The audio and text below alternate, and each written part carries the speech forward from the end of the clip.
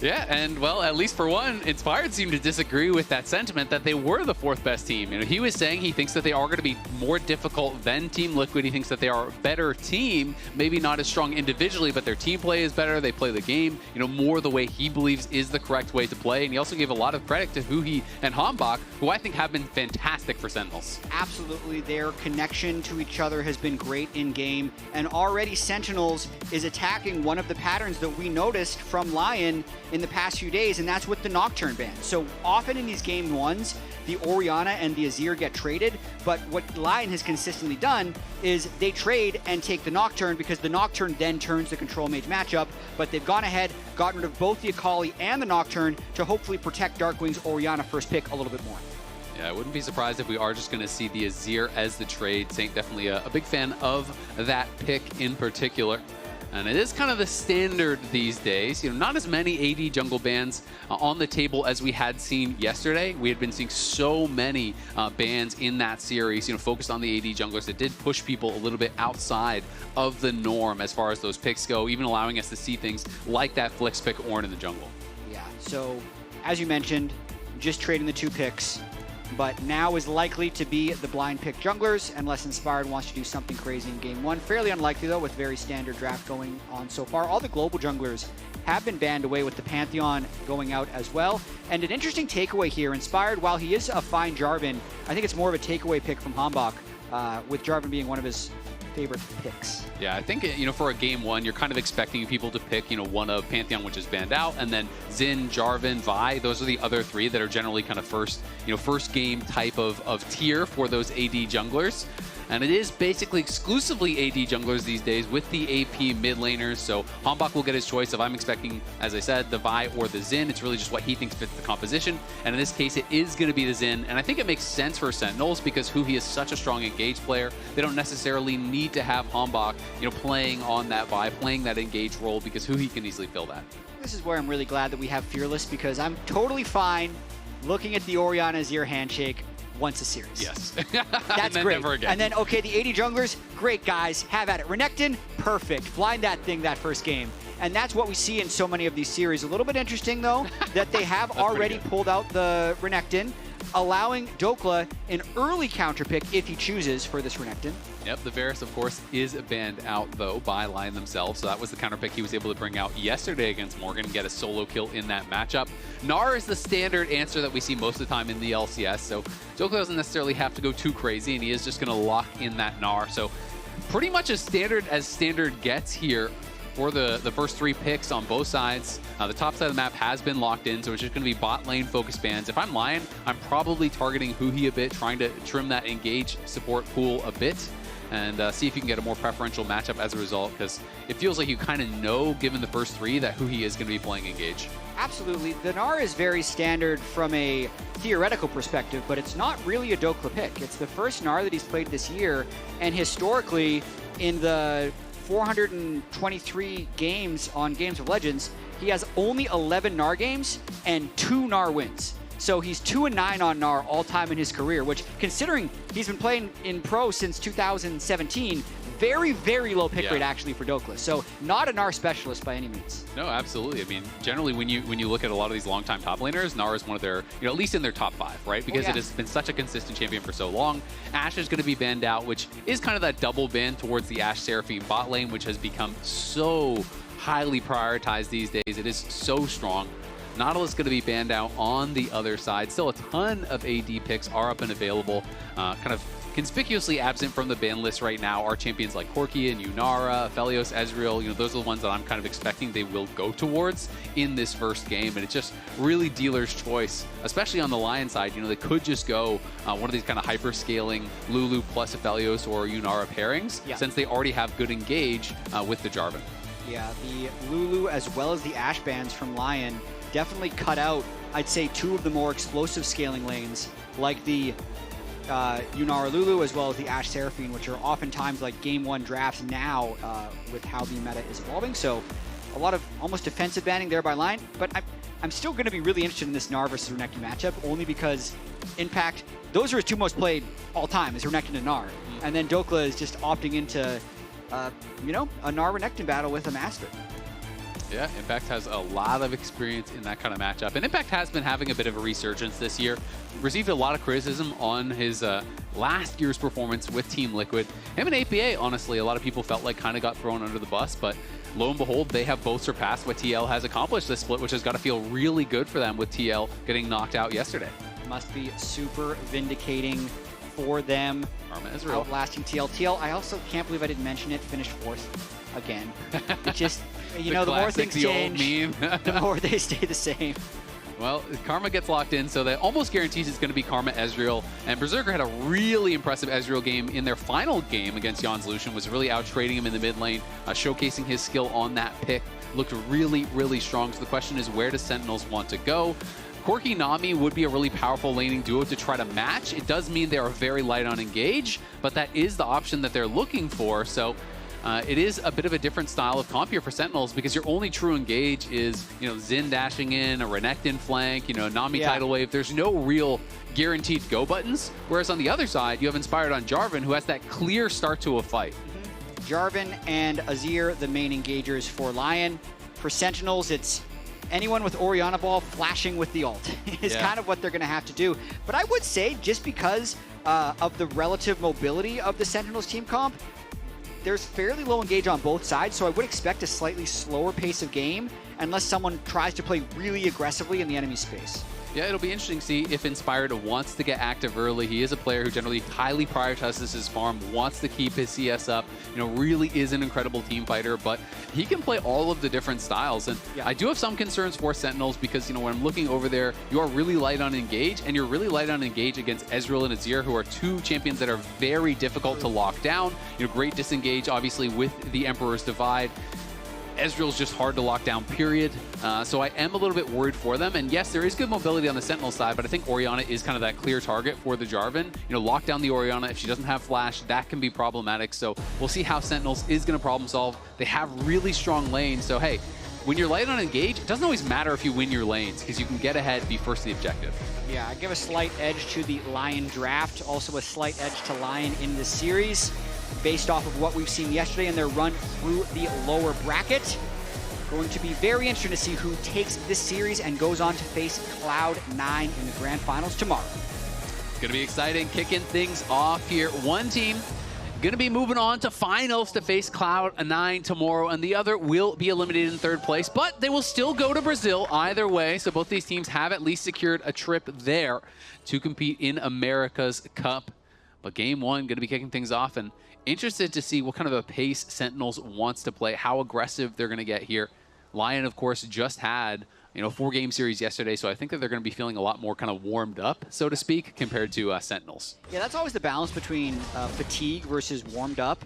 I do feel like, having experienced a little bit as well, the series the day before is generally more of a benefit than a detriment, just because more so when there's road shows. When there's studio shows, it's a little bit less because this is a familiar environment for everyone, but still, just being in the exact same seats 2 days in a row, I think can give you a little bit of confidence right out the gate. Yeah, and I mean, when you're thinking about the last 2 series that these teams played, LYON is coming off of a big win against TL, feeling hyped up, and Sentinels is coming off of an absolute smackdown by Cloud9, where, you know, in that upper bracket, that series was not very close. So even just confidence-wise, that can get into your mind. So we'll see how they're going to perform. SEN has just been fantastic, though, for LYON throughout the playoffs. Really has been performing. So I think Darkwings has a pretty big job for Sentinels here today. He's got to perform. Completely agree. Someone who performed great yesterday, though, was Dokla with his crazy picks. Varus in game 1, meta champ, wow, to do that game 2, wins with Aurelia and Vayne. Really turned that series around. Not only the Vayne in the game 4, but then the Orange Jungle, I think, really confused Team Liquid. And then today, even though it's a standard pick, it's not standard for Dokla, but we'll see if he can continue that level of performance on unique picks to him. And the thing that impressed me most is not even that he brought out these picks, it's that LYON as a whole played so well around the strengths and weaknesses of the picks. True. It just felt like they had such a good understanding of how to play it out, right? You know, when they were weak, they were just playing sides. And then once, you know, they were playing that Varus game and they get to late game, and then all of a sudden there's Seeker's Arm Guards on everyone, there's Zhonya's on everyone, and TL doesn't really have an opportunity to actually team fight. Well, now LYON is going to show up to the Dragons and look to team fight you. So just such a good understanding. Really was impressed by how they played that out. And Inspired here is down towards that bottom side, but looking for a potential angle here onto Dark Wings. Yep, skipping Crab for a gank, maybe looking to get Flash. Yeah, just going to try to wrap around Dark Wings. He wants to go towards that top side. Scuttleby's going to flash back over the wall here, and Dark Wings trying to flash out. He is slowed. Will be able to walk it out. At the end of the day, it's a trade of flashes. Jungler for mid lane. Impact, though, going in aggressive here on a Dokla. Bone plating likely to keep him alive, but is pushed quite low. Yep, so Dokla going to have to reset here. Knows Inspired is in the top river, so isn't that fearful of a jungler diving him. Impact goes in and gets a plate, and here's Hambach. Yeah, heal going to be forced out early there by Sentinels as Rahel just valked in onto Isles. He popped the heal, and they knew they didn't have their jungle on that side of the map, so had to play defensive, but it's just a nice little trade for them at the end of the day, and they do have that sustained advantage with Nami, plus the 2 potions are still in inventory for Huhi. Yeah, I do really like what Inspired did with that mid gank, though, trading Flash for Flash, because a lot of times, for instance, as they go in for really aggressive trade. For the Rue here, it's going to land. In comes the shift from Berserker. He's looking to knock down Rahel. Rahel is just going to be gone. It's first blood there for Berserker, and now Huhi flashes out, but he is killed off as well. That is the passive stacks. That is the lethal tempo stacks there on the Ezreal, who is so powerful in these early game fights. What a 2v2 kill there by Berserker and Isles. Isles saw the angle, flashed in right away, and clearly Berserker was on the same page, and now a flashless Orianna. Surprise, the knockup is there. Saint shifts on in, and Dark Wings looks like he is going to fall. He is knocked down as well. It's LYON off to a roaring start as Dokla's looking for a solo kill in the top lane. Every single lane just explodes at once for LYON. Yesterday they played this slow, scaling game. Here they're throwing uppercuts right off the bat, and you can see Berserker just knows he's strong. Isles flashes in. There's no mana left on Huhi, so they don't have to fear any bubbles or Nami spells. And once he's at melee range, it's just auto attacks, weaves that W in for the second auto, and accelerates his own gold. This is one of these things people think about Ezreal as a weak early game champ. You know, you have to scale up, you have to get your tier, you have to get your spikes. Well, he had lethal tempo stack and the passive stacks, so he has so much bonus attack speed in that fight that he is just going to destroy you in these situations. And they knew exactly how strong they were. Rahel and Huhi maybe had a little bit of false confidence after getting Isles so low, thanks to that gank from Hambach. And as a result, they get destroyed, and now LYON out to a really strong early lead. Yeah, I say a lot of times Ezreal is weak in your solo queue games. When it's Berserker or a top tier AD carry, it's a different champion. No, it's a totally different champion because they're landing their Qs, they're utilizing the passive, they're utilizing that lethal tempo, and it's also why a lot of people hate seeing it with Yuumi, because then you actually have to play weak. Because the champion is actually very strong in early laning phase, but to get back to this mid lane, things have gone from bad to worse. Burning the flash early usually sets up a level 6 Azir shuffle, but they then killed him pre-6. Now the shuffle's up, and the flash is still gone from Darkwing, so he has to play incredibly safe now. Yeah, and Zane didn't even have to trade flashes at all during that whole extended sequence. So things looking really good for LYON. As you can see, the bot lane roaming up to help Inspired secure that crab. It will not be contested. Sentinels looking to see, is there an angle to steal away some camps, to do something up here? This is the classic. Everything is going well for LYON. What do teams do? They try and kill Dokla. It's just what everyone goes for when things are going a bit pear-shaped. But Dokla doesn't let the wave crash. He's in Mega, so it looks like Darkwings has to go back and catch his wave. Inspired's going to lose his Grump, but he's going to be up a Drake. Yeah, and I mean, they have got to know what is going on because no one is showing up down to this dragon. So Dokla is just trying to thin the wave as much as he possibly can, but now he is in mini form. So he's trying to contest impact. He's trying to stop this from crashing. He clearly knows that the dive could be coming. He's buying time for Inspired to make his way up the top lane. So Inspired just based. He's moving up. And really nice job there by Dokla, keeping the minions away from the turret. Yeah, they're going to go in, though. Dominus is going to be popped. There's the stun. Dokla hopping back, but can he get out to safety? No. Hambach pops the Crescent Guard and knocks him down with that Spear to the Heart. Inspired might go for the kill. Fired in. Cataclysm is there. You are locked into the tower. Inspired uses that tower to shoot down the Croc, and now even going to try to threaten to pull the wave, but the next wave is very far away. This would be a long freeze. Well, he wants to do Dokla a solid. Dokla gave the kill gold to Inspired, only got the assist himself, and also now that Dokla has his upgraded steel caps, that's the breakpoint that these Gnar players talk about in these matchups. Going to save him a few minions, and he goes back to his camp, but Dokla should actually be okay in this lane now that he's got his armor boots. Yep, going to be having that tab. He's all about the move speed, playing fleet footwork for the same reason as Berserker shifting in. True Shot Barrage just barely tags who he tried to get out to the side, couldn't avoid it. Is going to be sent low and sent back to base. LYON just feeling like they are on fire. And when you're playing with so much pressure across these lanes, there's not that many engage tools again for Sentinels, so it's easier to just feel like, hey, I can just play in their face and outplay the ganks. Yeah, it's going to be a very difficult game for Sentinels from this point. Inspired off to a very good start on the Jarvan. All of his lanes are in a good state, and especially whenever you have that Ezreal Karma able to get the 2v2 kill on their own, and then also not even playing aggressively enough that they even have to worry about ganks, like they're freezing the wave and getting strong poke off. It's just making it an easy game for Inspired to manage. Who are you going to try to get a little bit of a deep vision here? We do have some friends become foes here today, as it is Impact versus Inspired. Played together on EG, had a lot of success there. Back on the really much beloved Danny Jojo roster. We're able to win together there. All-time head-to-head, though, pretty heavily in Impact's favor. That's the one that surprised me a little bit when I saw this, with Impact going from EG over to Team Liquid. If Inspired sweeps today, though, he'd move that very close to 8-8. It would be 8-7 if he's able to take the 3 games, because Inspired really feels like he's leveled up this LYON team an extreme amount throughout the lock-in tournament. I mean, I think that's one of the things you really have to give Inspired credit for, is it feels like he does that with every team he joins, right? You know, whether it was back on Rogue or with EG with these rookies or now on LYON, you know, he always seems to make the teams better around him. You know, some people love his personality, some people don't like it, but you cannot deny the guy's skill, and you cannot deny the guy's impact on the game and on the teams that he's joining. Yeah, and I love the tools that we have as a viewer now, because I'd say like 8 years ago when we'd say like, oh yeah, this guy's a shot caller, this guy's making a big difference, he's telling people how to play the game. Like, we see Inspired actually does that. He's, before fights, saying exactly how the fight's going to play out, when he wants the team to engage.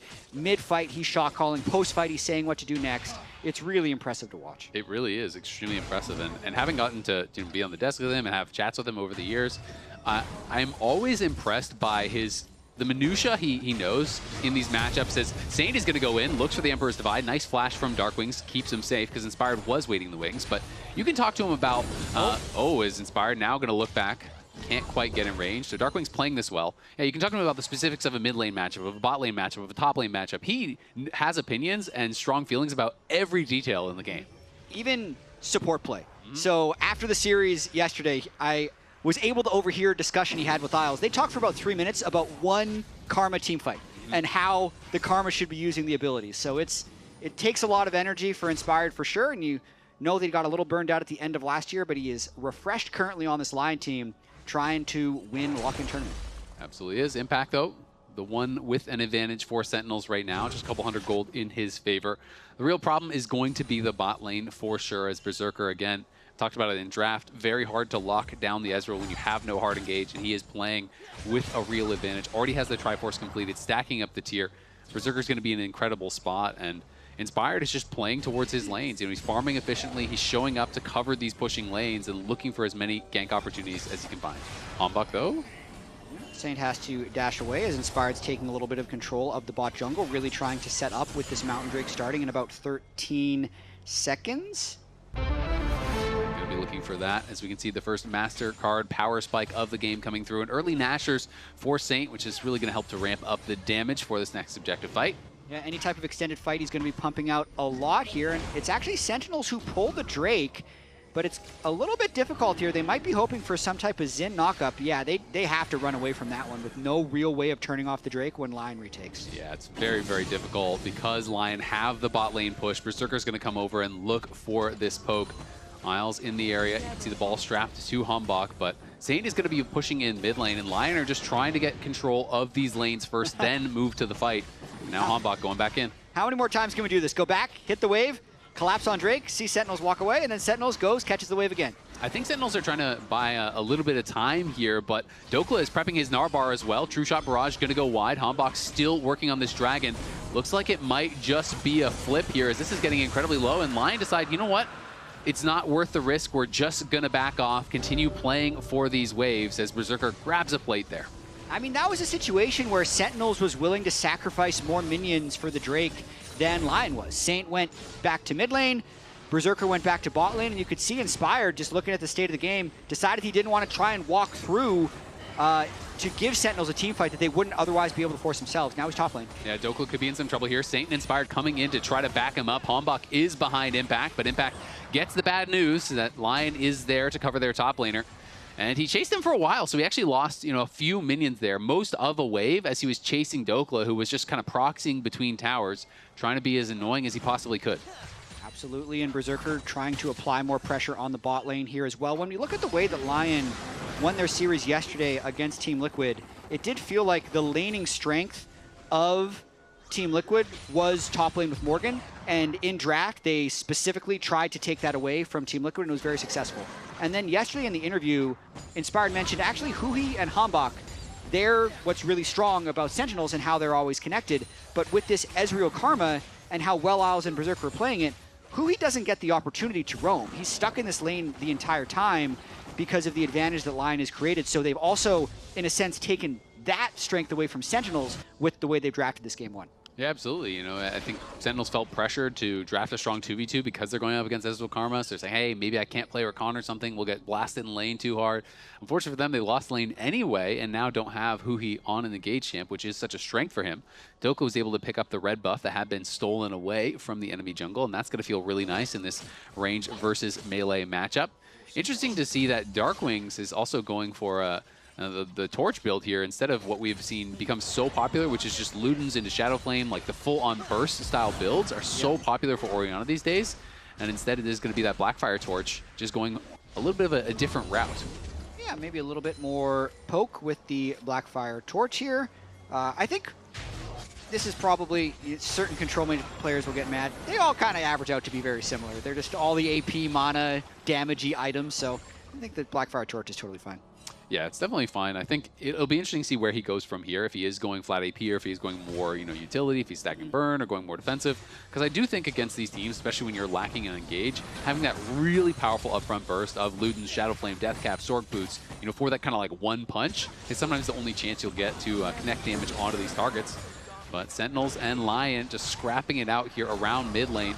These three-man squads both staying around, and it's just going to set Inspired up to take this scuttle once again. Yeah, and you can see that Lion isn't trying to play high-risk League of Legends whatsoever. They recognize that Sentinels doesn't have good engage options, so Inspired's only going to go in for a fight if it's hard winning. It seems like if it's even a chance of losing the fight, he's just walking away, because that's really the only way Sentinels gets a chance of a fight is if Lion's the one that engages. Exactly. I mean, Lion, if they play properly, are going to be the ones who get to choose every single fight, pretty much the whole game, right? So that is a big advantage for them. They played so well towards win conditions yesterday, and we can see Berserker going to be able to grab a blue buff, so he's on blue buff, red buff, and is going to be feeling really good sitting in the mid lane. Inspired has been hovering these lanes so effectively, but because his pathing is so efficient, he's basically right dead even with Hanbok, even though it feels like every time we look on the screen, he is in a lane, he is threatening a gank, he is covering for his laners. He just feels like he's been very present, even though he's keeping his farm so high, and he's just 1-0-1. Really true. You can see Wolves getting finished on his way to Raptors. We'll see if he ends up going Krugs to just keep those completely on respawn, and then once he finishes that, he'll have another 30 seconds or so of free time, as will Hanbok, for what it's worth, with the Drake coming up in 1 minute. But it is pretty clear that the overall map control has been in the favor of Lion, especially through mid-bot right now. But Impact getting a little bit of free time on this top turret. Yeah, we'll see where Sentinels wants to challenge next. If they are going to be going to this next Dragon here, it's going to be spawning at about 45. And Lion do have vision in the area. They already have the scuttle. They already have some wards in the river, and Sentinels are going to have to start retaking vision here pretty quickly. Hanbok just now basing, feels a little bit late, as you can see on the top side, Dokka just chasing after Impact, and Impact getting a very bad end of this trade. Yeah, nice job by Dokka. Trinity Force completed. Seeing if he can get that third Gnar win in his career in this one. Actually, he honestly looks completely fine on the pitch. Quality over quantity of wins, This would be a really good win. It would be up against Impact. Ooh, he might have a chance for a dive here, but it's a matter of how much risk is he willing to take. There is an ult up on Impact. Oh, that would have killed him. And Flash. Impact's so brave to not actually Dominus there. That boomerang kills him if it tags him, and that was very close, but we'll give Impact the credit. He knows the ranges. Like you said, these are two of his most played champions. Yeah, doesn't have teleport, though, to even join this Drake fight, whereas Dokla is going to be able to finish off this turret. So LYON's going to play this slow. They're just going to wait. I imagine they'll wait for Dokla to finish this turret and maybe even teleport back. But he pops Mega. Yeah, Impact's just running, though, so he could actually join the fight here. We'll see if Dokla does want to TP or if they're just going to decide to give this one up. LYON trying to posture pretty aggressively, but Darkwing's doing a good job zoning them out with the ball for now. And Impact is here first. Saint is on the side. Dragon will be given up, and Dokla just continues pushing. They know Impact roamed. He has no TP, so we're just going to keep farming gold here for the Gnar. Yeah. This is similar to how they played yesterday. LYON is very willing, much like the first Drake, much like yesterday, to trade gold for these objectives. Sentinels is dropping a turret and several waves top. They were dropping an entire wave bot, and now the bot turret in exchange for these Drakes. So now that next Drake will be like a 5,000 gold lead if LYON finally decides to fight. I mean, yeah, they just knocked down the tower top. They farmed more plates, and that was the only place they had a gold lead was top, and now he's down 1K off of that move. So that is a lot of gold. Saint gets a big gold injection. He's on a quick 2-item power spike as he elects to go for the Rylai. So that is in for 2 items. Ezreal's already done 2 items. They get the mid lane tower as well. LYON are completely running away with this game, and it just feels like it's mostly through map play. And it's this low-risk League of Legends where they're relying on their laning. A big beneficiary of this has been Saint in Swiss Stage versus the playoffs. He is the one that's cleaned up his play the most. He was getting caught, I think, overplaying his hand time and time again, but now he's just kind of taking what's given to him. He's great in lane, he's great in team fights, and just has insane stats throughout all 7 games of these playoffs. Yeah, he's been playing really, really well, and it does feel like LYON are just playing the macro game so well. Inspired, moving around the map effectively, always covering these laners. Again, going to be showing up here.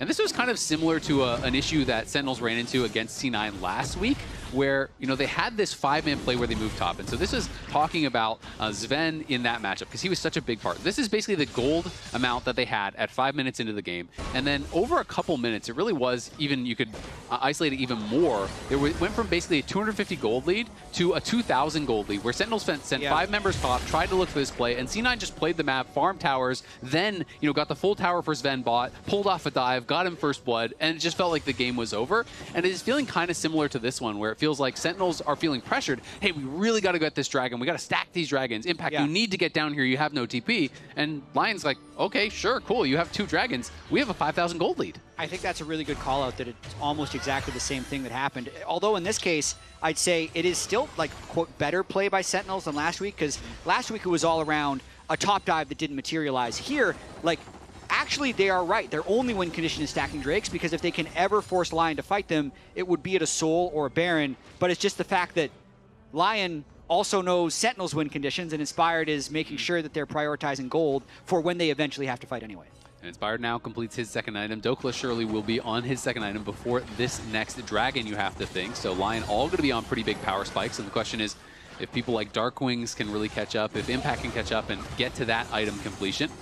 Rocket Barrage going to go a bit wide. Sentinels just trying to siege this tower. They have 4 members here. No one answering Saint for now. And Sentinels will now send Impact up towards that top side, but Saint could be pretty annoying. And Rahel is just taking Mystic Shot after Mystic Shot, forced to Valk over the wall.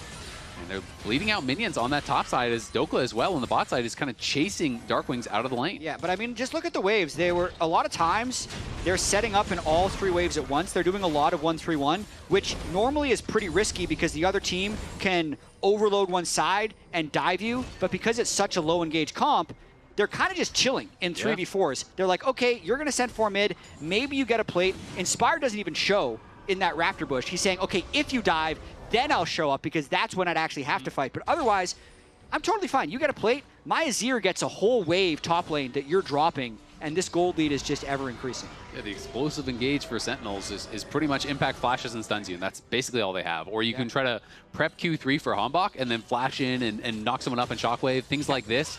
But if they are on your screen and you see them prepping for that, it's pretty hard to make it happen. So Berserker just playing with the utmost confidence here, working in towards that 3rd item. Steric's now complete for Dokla, so he's going to be even harder to take down. Of course, Rahel, is working towards his third item. Is reasonably strong on the Corki, but is that 2K almost behind. And Darkwings is going for a pretty defensive build here. He's actually going in for the Zonias. So Blackfire Torch and his Zonias, it is going to be a lot less burst than the Ludens plus Shadow Flame that we normally see. And, that could be problematic. Yes, it answers the dive because he knows, hey, he's the low mobility guy. He's the main target for Jarvan. Yeah. But it also gives you less chance if you finally find an engage. Yeah, they need damage somehow because they're already at such a big gold deficit. I feel like that stopwatch is more of an item when you're up 1,000 gold than down, but not that many options that work when you're down 6,000 gold, to be completely honest, as they might have an angle onto Saint here, but he just dashes away. Yep, just walks back to his tower pretty easily there. Again, that play just opens up the mid wave for Berserker to hit again, but this could be the Drake that they end up fighting because this is Soul Point. Yeah, they're going to TP now. Dokla's coming in. The True Shot Barrage will tag Dark Wings, and now a TP coming in as well from Impact. They're going to summon up the Battle Herald. We'll see how they can use this to start off the fight. Impact just charging up that Rage Bar as Inspired gets in the Herald, and here he comes. Is it going to be a car crash for Sentinels? They are running. He's knocking out multiple members. Starting out the fight as Hombok goes in the backline onto Berserker. Crescent Guard is popped. Impact on the side, trying to get some action done here. The shockwave across 3 members. Isles is low, has to flash out. Hombok looking to threaten going back in. Saint is stunned up, and he is shut down there by Rahel. What a shockwave from Darkwings over the wall. Gets multiple members and wins the fight almost single-handedly for Sentinels. And it looks like Sentinels is going to be on Soul Point, and this is what we talked about. It was the best play available for Sentinels to give waves to be closer to Soul Point, because then if one good fight like that happens, they now have a realistic window of winning the game. So Inspired clearly wants to fight this Drake. They teleport in, they drop the Herald, they have Mega Gnar timing, but they can't get a clean engage on anyone other than the Xin, who's not someone who's very one-shottable. Oh, that was close. Yeah, really quick teleport. We saw Wei in the pip right there, but let's watch this fight one more time as Jokla's Mega. Inspired doesn't find a great pick. They're not willing to chase through for Darkwings, and then a large amount of patience. Everyone groups up around Xin to get inside the ultimate damage, but they're not going to want to watch that one in review because there's no way you plan on all grouping up around an ulted Xin for an Orianna Shockwave, and that gets the shutdown on the Saint. I think their thought process was, oh, Inspired has the carries pushed out. Let's kill the jungler, and then we'll get the dragon. And, well, Inspired didn't have them pushed out all by himself. He can't do that much on his own. And as a result, like you say, that's one they're going to want back here in review, as they are stacked up for that shockwave, and Darkwings makes them pay. Zonias or not, still going to do some damage, and he is now 15, pushing towards that rank 3 shockwave, which can be a game changer. Yeah, but a little bit of a game change there. Like, Darkwings finally got to push a wave by himself for kind of the first time ever. Saint and Dokla both in the same wave, so slight farm inefficiencies for LYON for the first time right here after that teamfight win by Sentinels. I like the tech here for Rahel, going for some anti-shielding itemization as Dominus going to be popped here for Impact. Are they going to find the shockwave? They are. Dokla gets pulled back, and Dokla gets cut in half by the Croc with the help of the shockwave there. Nice roam from Darkwings, just trails his Renekton and is able to get a kill on a Dokla. Really nice push deep top lane, got some gold for himself, comes bot lane, matches up, manages to take Dokla down. Sentinels feeling like they're a little bit more organized in the driver's seat here, still 5,000 gold down. But LYON, as much as we talked about Sentinels not being able to create good fights, LYON hasn't really been able to create good fights either, with their only attempt being at that last Drake. Absolutely true. And had looked like everything was going according to plan, that they were going to win that fight. It did not happen, and now Hui caught by the Cataclysm. True Shot Barrage will not connect, but that is a flashless fish there for the next 5 minutes. Yep, so he will have no flash at the next Drake. They need to be able to have at least a carry or a support that they're able to execute. So Inspired tried the redemption spike there, redemption on top of Cataclysm to get the kill. Not successful, but the flash is good to burn. It'll be fun to see how effective the Serpent's Fang actually is, because there's Karma Shield, there's Jarvan W, there's Sterix Shield, there's the Azir Shield. There's all of these tools. Obviously, it is just recently purchased, so not going to have done much yet, but will be fun to track to see if that was a worthwhile purchase. Because traditionally, the most common pro build now is Collector third, and then they go IE. Yeah. But now you have no crit in your build, so IE is going to be pushed back, much further. And we'll have to see if that Serpent's Fang does pay off. Yeah, I think it's a tremendous anti-shield item. And Karma with Moonstone does pump out a lot of shields, not to mention the Azir shield from E or the Jarvan shield from W. So there'll be, I'm going to be checking that number. Currently it's at 0 because he just purchased it and has not a big number. But this next fight in a minute 40 could be game deciding, because a lot of the damage from LYON is going to be poke anyway, with Berserker having the biggest gold lead in the game. And if you have an Ocean Soul Orianna Nami, that's going to make up for the gold deficit. It is going to be a big deal for sure. LYON going to want to make sure that they are locked in for this fight. They do still have a very big advantage. Third item completion starting to come through here. You can see Spirit Visage done now for Inspired.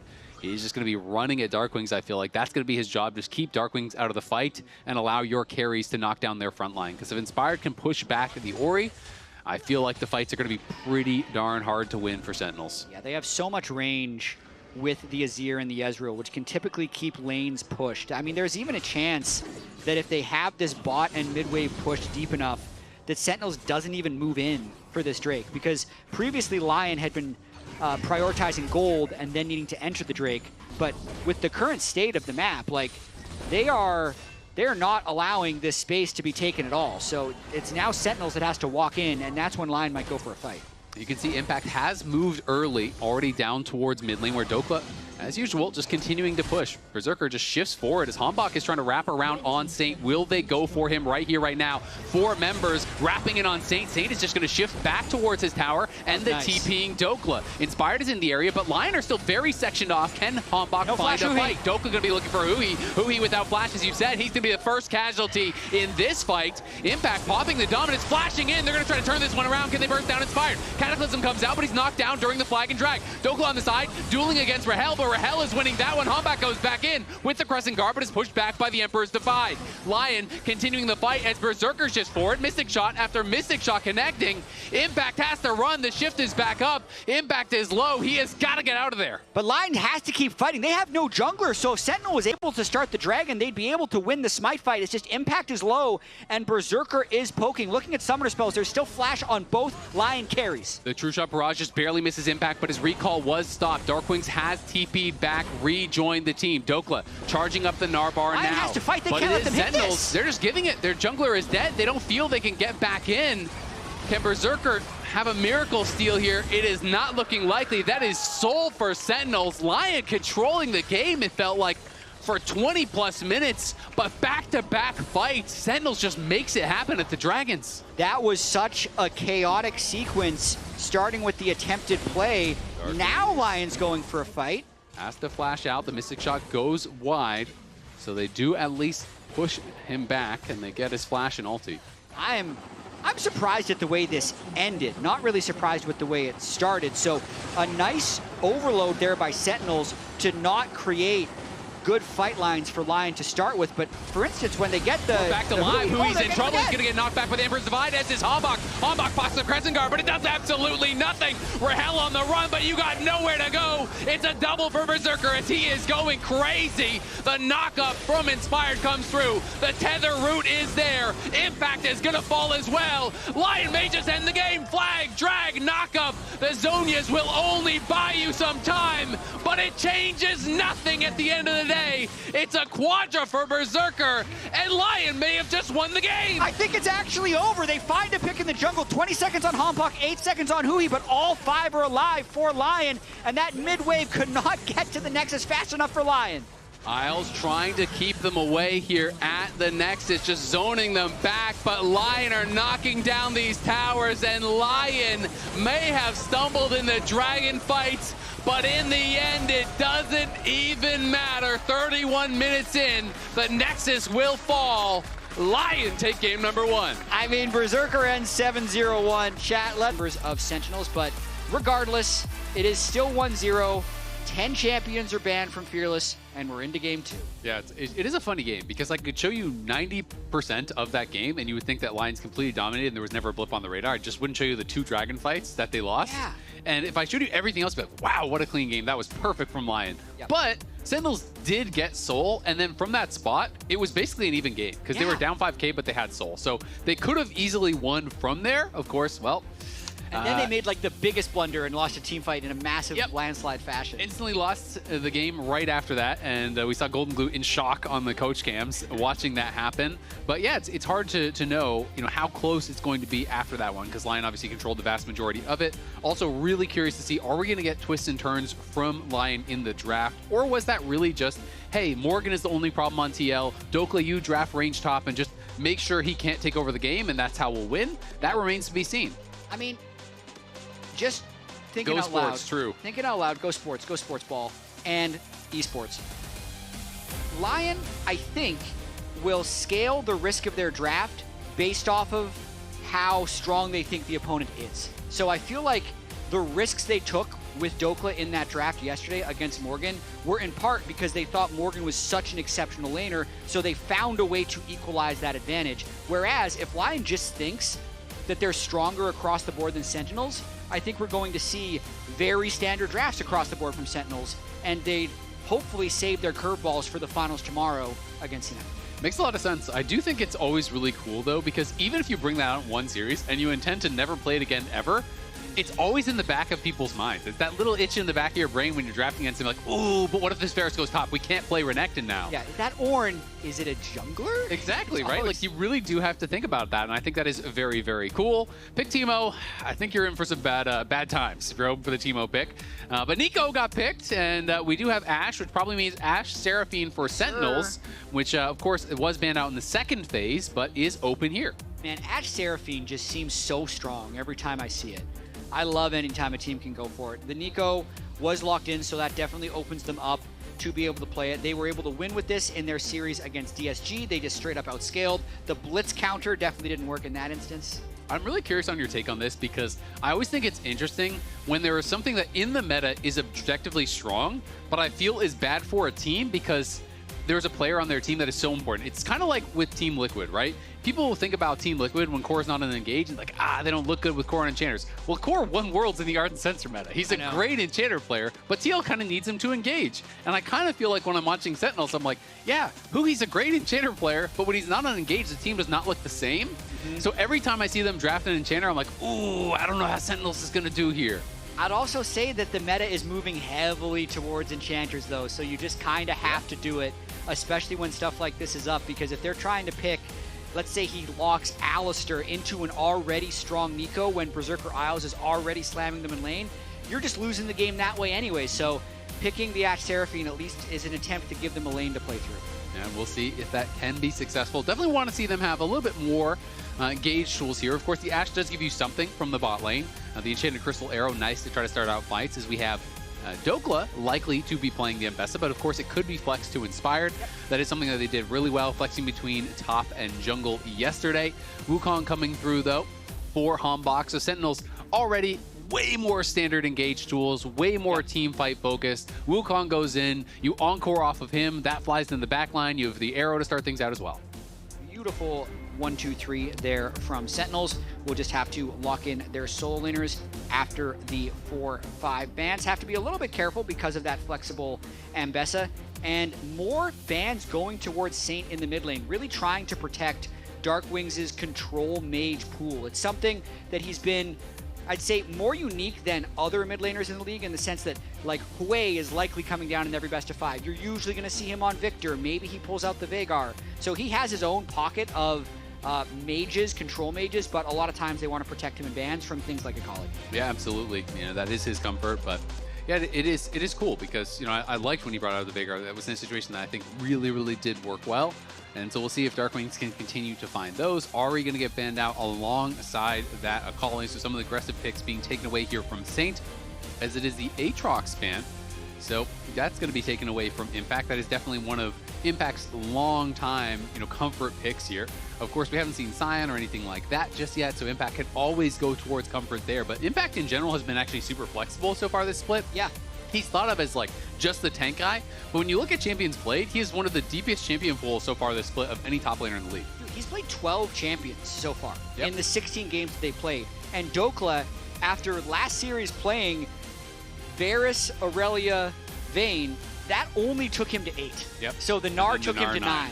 And it just goes to show that the preconceived feelings you have about these players coming in 2026 can definitely change, and they set up all those bans to lock in the Syndra.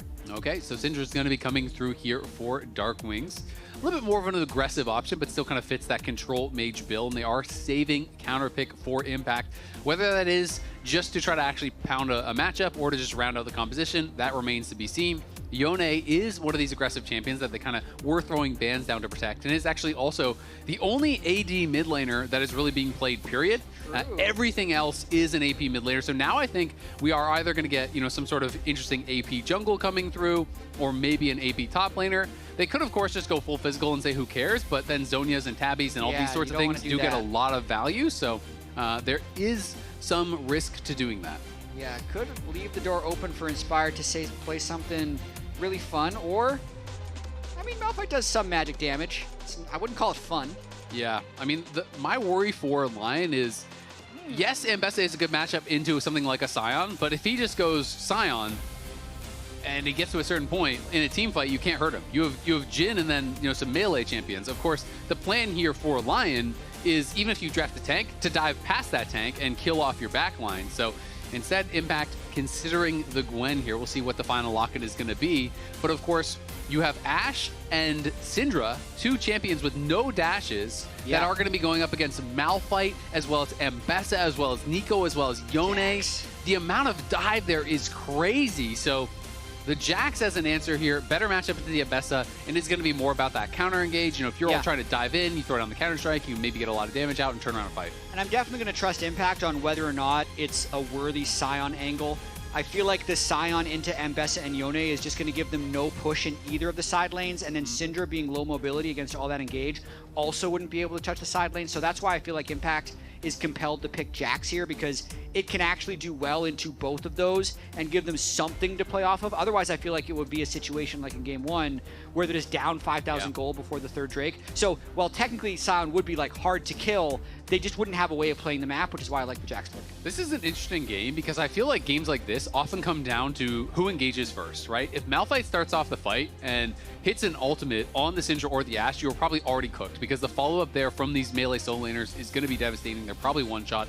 But by the same token, if you hit an Ashe arrow on a Yone or an Ambessa or this Jhin or the Nico, or you hit that Cyclone engage on any of them, followed by a scatter, followed by a counter-strike, you are also one-shot. So it is going to be so much about the setup, so much about the initial engage here coming through, because there's a lot of CC on both sides, and there is not a lot of tankiness really across the board.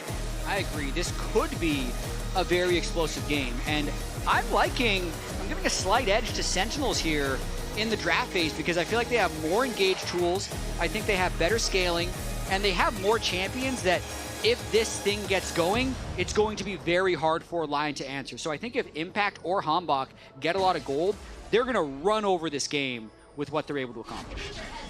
We'll find out if they're going to be able to get that done. Of course, betting against the Inspired Malphite is pretty tough as well, as he has been so effective on it. And there's these really cheap, high CDR builds. Oh god, this is not good for Dark Wings at all. Yeah. He just lost half his health. Range champion. I feel like you should. That's rough. He loses a lot of health there. Gonna have to burn a potion immediately. Yeah, I mean, he just got walked down completely there by Saint. He just, I'm assuming, just had the fleet proc and kind of just stayed on him, just auto-attacking him. You got to be careful about keeping that range on the Syndra. But Emily is standing by with Golden Glue. Golden Glue, what happened at the end of that game? They're asking what happened. I don't actually know. I saw that, I was like, wait, are we on red side or blue side when I saw them walking mid? It was a little oopsie, but I mean, I don't know. It seems like it's going okay now. One of the things you kind of brought up, jokingly but also seriously, right, in your interview with Dokla last time, is your team's ability to learn from mistakes. And I really appreciated how they hung in last game. So what was your advice to them after the game 1 loss? Honestly, that last game was one of the weirdest games I've ever watched, because we're down like 5 or 6K gold, but then we're walking up to the dragons and just like egoing on them. So, I mean, I think the thing I told them is it looked like we were running a teamfight drill where we gave the enemy 1,000 gold plus on every character, and then we just fought dragons and we still beat them. So I feel like this game we just need to have a bit more of a solid early game, and we have, seems like, more aura in the team fights. Nice. And then this, speaking of more aura in the team fights, both of these comps are kind of like a setup of engaged chicken. So what are you expecting from your team in terms of playing out this competition? Yeah, I mean, I think the goal for both comps is whoever goes first is pretty much just going to one-shot the whole enemy team. So making sure we find their flanks, and then we go first when we see our first engage angle, whether it's the Wukong starting on the Malphite and getting LYON behind, something like that. So just hopefully engaging first. All right, you heard it here first. Engage first. Back to you, casters.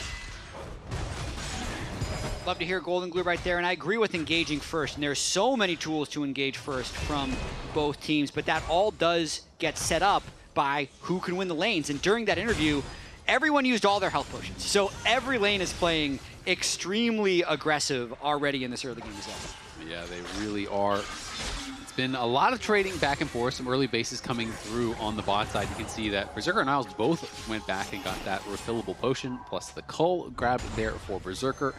And who he can be able to grab in early tiers, you always want to do on Seraphine.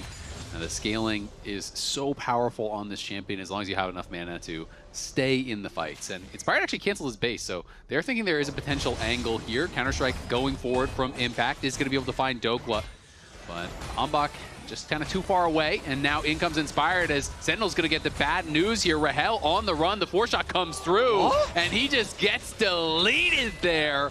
Did not flash anything, and just goes down. A little surprised that he didn't burn flash. He actually pressed the ghost like right before his health bar went to 0, so still ended up burning a summoner. I think really just didn't expect that level of burst, thought he'd just be able to walk it off. Multiple games now where no one's respected the pre-6 Malphite gank, and Inspired's been able to get a pre-6 Malphite kill. I mean, credit to Inspired, great pathing. Top lane is getting very spicy. Impact going to be able to pop the Counter-Strike there. Lands a stun, but Dokla dashed back into the brush right as it landed, flashing forward. Impact flashes back. The wave is in such a bad spot, though. Impact knows he's in trouble. Dokla's going to go for the kill, jumps forward, knocks him down. That's a solo bolo for Dokla as he is picking up where he left off yesterday. Wow, top solo killed there by Dokla, and that's after absorbing the pressure from Hambach's appearance up top lane. When Impact has his counter pick here, Jax into Ambessa still ends up falling. Just watching this one more time, there's always that game of chicken with Counter-Strike playing in the wave as Ambessa manages to fly into the bush so Impact can't follow up. And at this point, Impact is just in a bad spot. He wants to get the wave in, but Dokla just plays around his cooldowns. And at this point, I just don't know if Impact might be waiting on his Counter-Strike, but I feel like it was so far away. It's really far away. It's just foolish there. That's you, Dokla.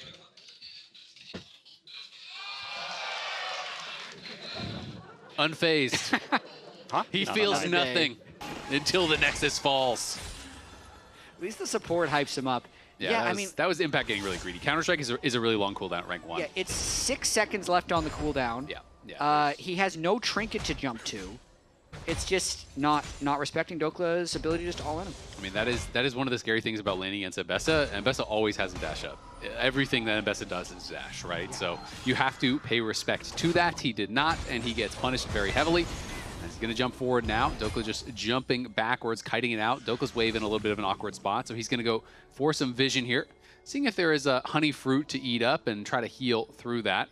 This wave eventually is going to push back, but on the other side, Sentinels playing for the scuttle here. Hambach going to be first to 6 as a result, but Uhi is going to get rooted and take a little bit of poke. Yeah, and because of that early gank bot lane from Inspired as well, 15 CS lead.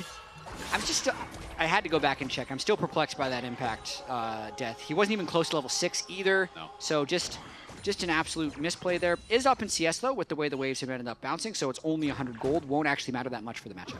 Kobe and I were talking about this yesterday. It's one of those top lane things, you know. Sometimes the wave's getting frozen on you. If I die, I die. You just gotta. But at least the wave isn't frozen. But at least the wave isn't frozen. So I feel like Impact gonna want that one back. But hey, if you die, you die. And if Darkwing dies, well, you just die. There's not much you can do about that. The fate is sealed, goes wide, but Inspired, he's not gonna miss on the ulti. Darkwing's needed to flash it to have a chance. Didn't see the Malphite coming. And once you get tagged by the ulti, there is no getting out of that. So that is a pretty painful death for him. As don't even have to land the Yone ultimate. I mean, he ulted a little bit behind him too, so even if he flashes the Malphite ult, maybe he still gets chunked, then he's dead to the next one. So if that's a precursor to how this game's going to go for Darkwings, it's not going to be a fun one. No, I mean, if that's a precursor to how this game is going to go for Sentinels, it's not going to be a fun one. They're already down almost 2K gold here at 7 minutes. It is looking rough already, as there is gold advantages in every single lane right now across the board for LYON. They are creating the edge, and I said it in draft, Golden Glue said it in the interview, it's about who engages first, and when you are far ahead, it is very easy to take space and be the one starting off the fight here. So Sentinels, we'll see if they can try to find a way to kind of inch their way back in, but I mean, we're held down 20 CS right now. Sentinels are at least looking for this dragon, and it seems like it probably will go their way. Inspired is level 7, but has no ulti. Yeah, Inspired has definitely not been the player to force early dragons in any type of possibly losing situations. Like, whether it's his time on EG, his time on FlyQuest, whenever I've seen him in NA, his teams will actually just let dragons go, even though every other team seems really intent on going for them. But they're in a good spot, 2,000 gold up, he had no ultimate, fine, you can have a Drake. They're going to be able to grab that dragon, and yeah, just playing around those ulti cooldowns, right? They know they're so ultimate-based, so if you don't have the Malphite ultimate, if you don't have the Yone ultimate, it's okay. Just keep farming that gold, keep creating those advantages.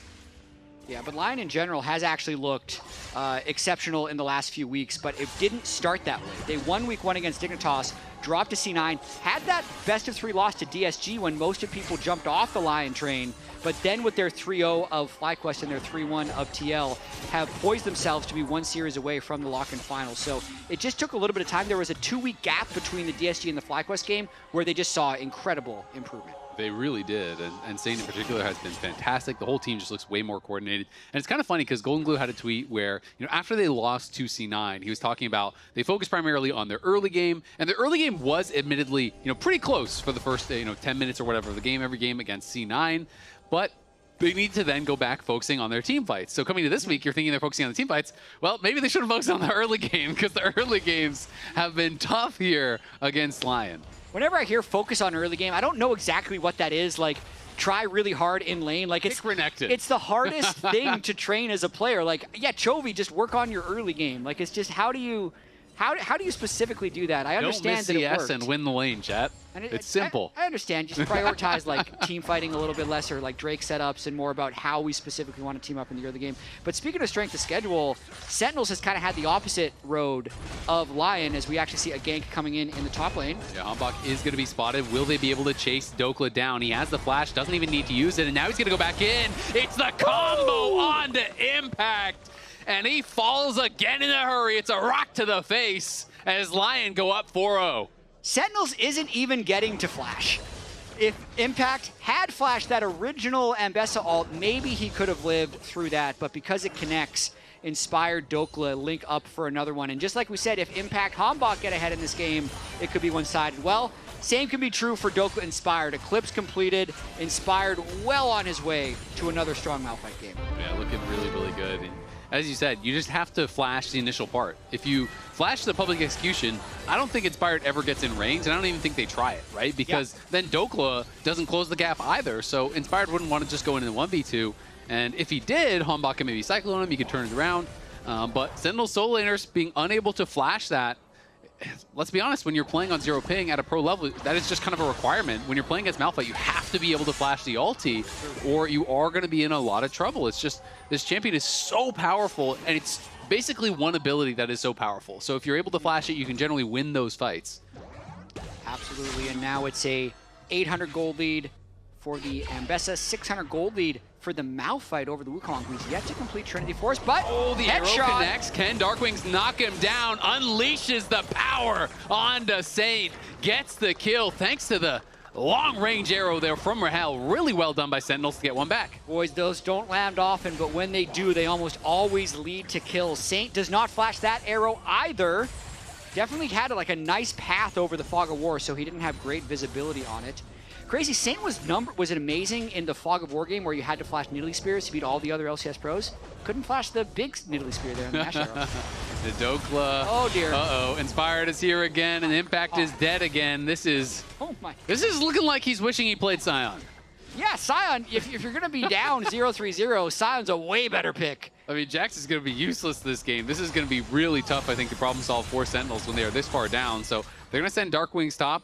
But Darkwing's is extremely vulnerable to this as well. And in goes Dokla. He's going to look for him with the public execution, chasing after Darkwing, gets a flash, but it doesn't even matter. It's a solo kill between the two towers at 12 minutes. And now in goes Hambach. He's going to get one back here. Surely gets the shutdown there. That is nice, but on the other side, it's a big fight coming out. And is Rahel getting knocked down? It's LYON winning out on both sides of the map once again. The individual play from these LYON solo laners has been a difference in this game too, and the Dokla glow up is insane. These last two series, the counter picks against Morgan, and now this game against Impact, effectively 2 solo kills. The first solo kill on Impact puts Impact again in the bad position where Inspired can execute, and then gets another one onto Darkwings. He is playing incredible League of Legends right now. He really is, and even that dive is able to be pulled off because Impact is at 15-20% HP. Like, he is already so low. Look, half health Jax at level 9 just doesn't want to reset. He has no TP. He's like, the game is over. I'm going to cheat it. Oh no, here's Malphite. It's too late. Another one of those situations where you don't want to recall, but then you should have recalled anyway because now it goes from bad to worse. And then Darkwings just not respecting Ambessa here, level 10 to level 11. And Dokla didn't even have to ult to get that original Impact kill. And then, as you mentioned, every skill is a dash, so you can chase that Cinder down. And I mean, what's brutal for Darkwings is the ultimate there from Dokla buffered on the Scatter the Weak. Yeah. That is the only disengage tool you have for the Ambessa. So when that gets immuned by the gap closer, you are just absolutely dead. There's nothing you can really do there. The flash just means nothing. And LYON now going to be able to even up the Dragon score here. 3K is the advantage.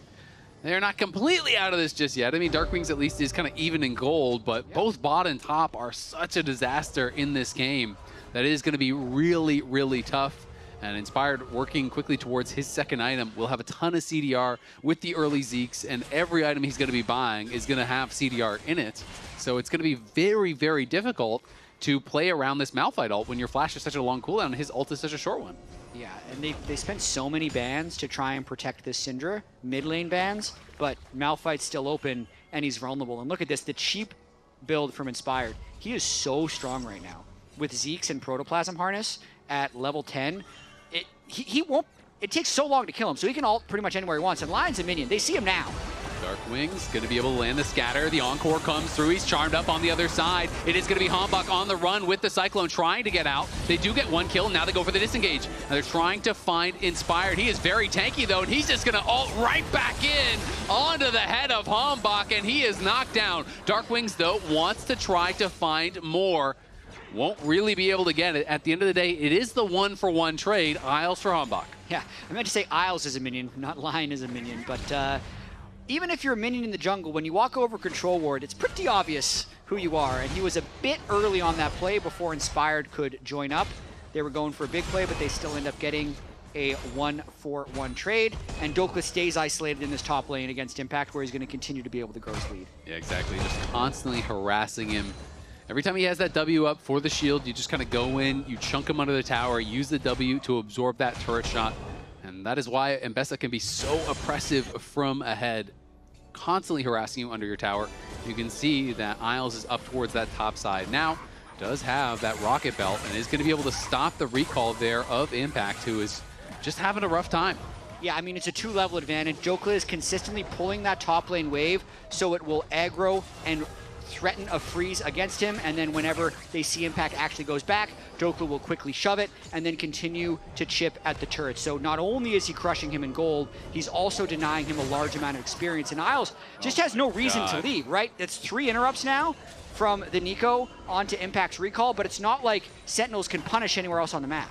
Yeah, they can't really answer much of anything. Darkwing's going to be sent up here as well, but we know he's not safe by himself, and the tower is too low, so you can't even approach because Dokla will just kill it, then kill you.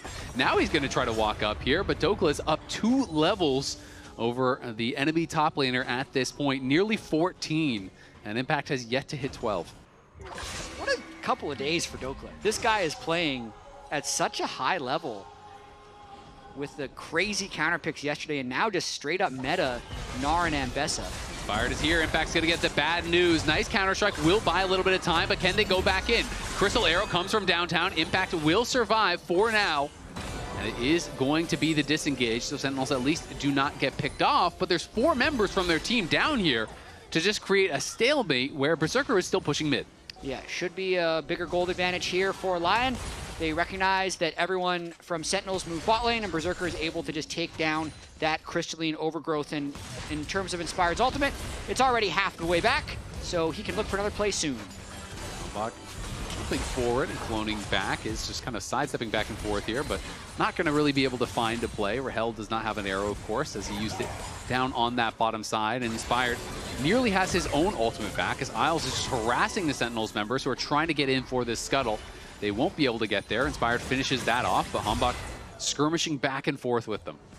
I mean, Dokla's 2 levels ahead of any solo laner on the side of Sentinels. Sentinels is just, again, playing this 1-3-1 and really just trying to waste as much time from Sentinels when they are grouped up. Since they're winning on both sides, they're okay just holding this 1-3-1 and waiting for Inspired's ultimate to be back up, which it is, and he's looking for another play on. Look, a flashless Syndra with no turret.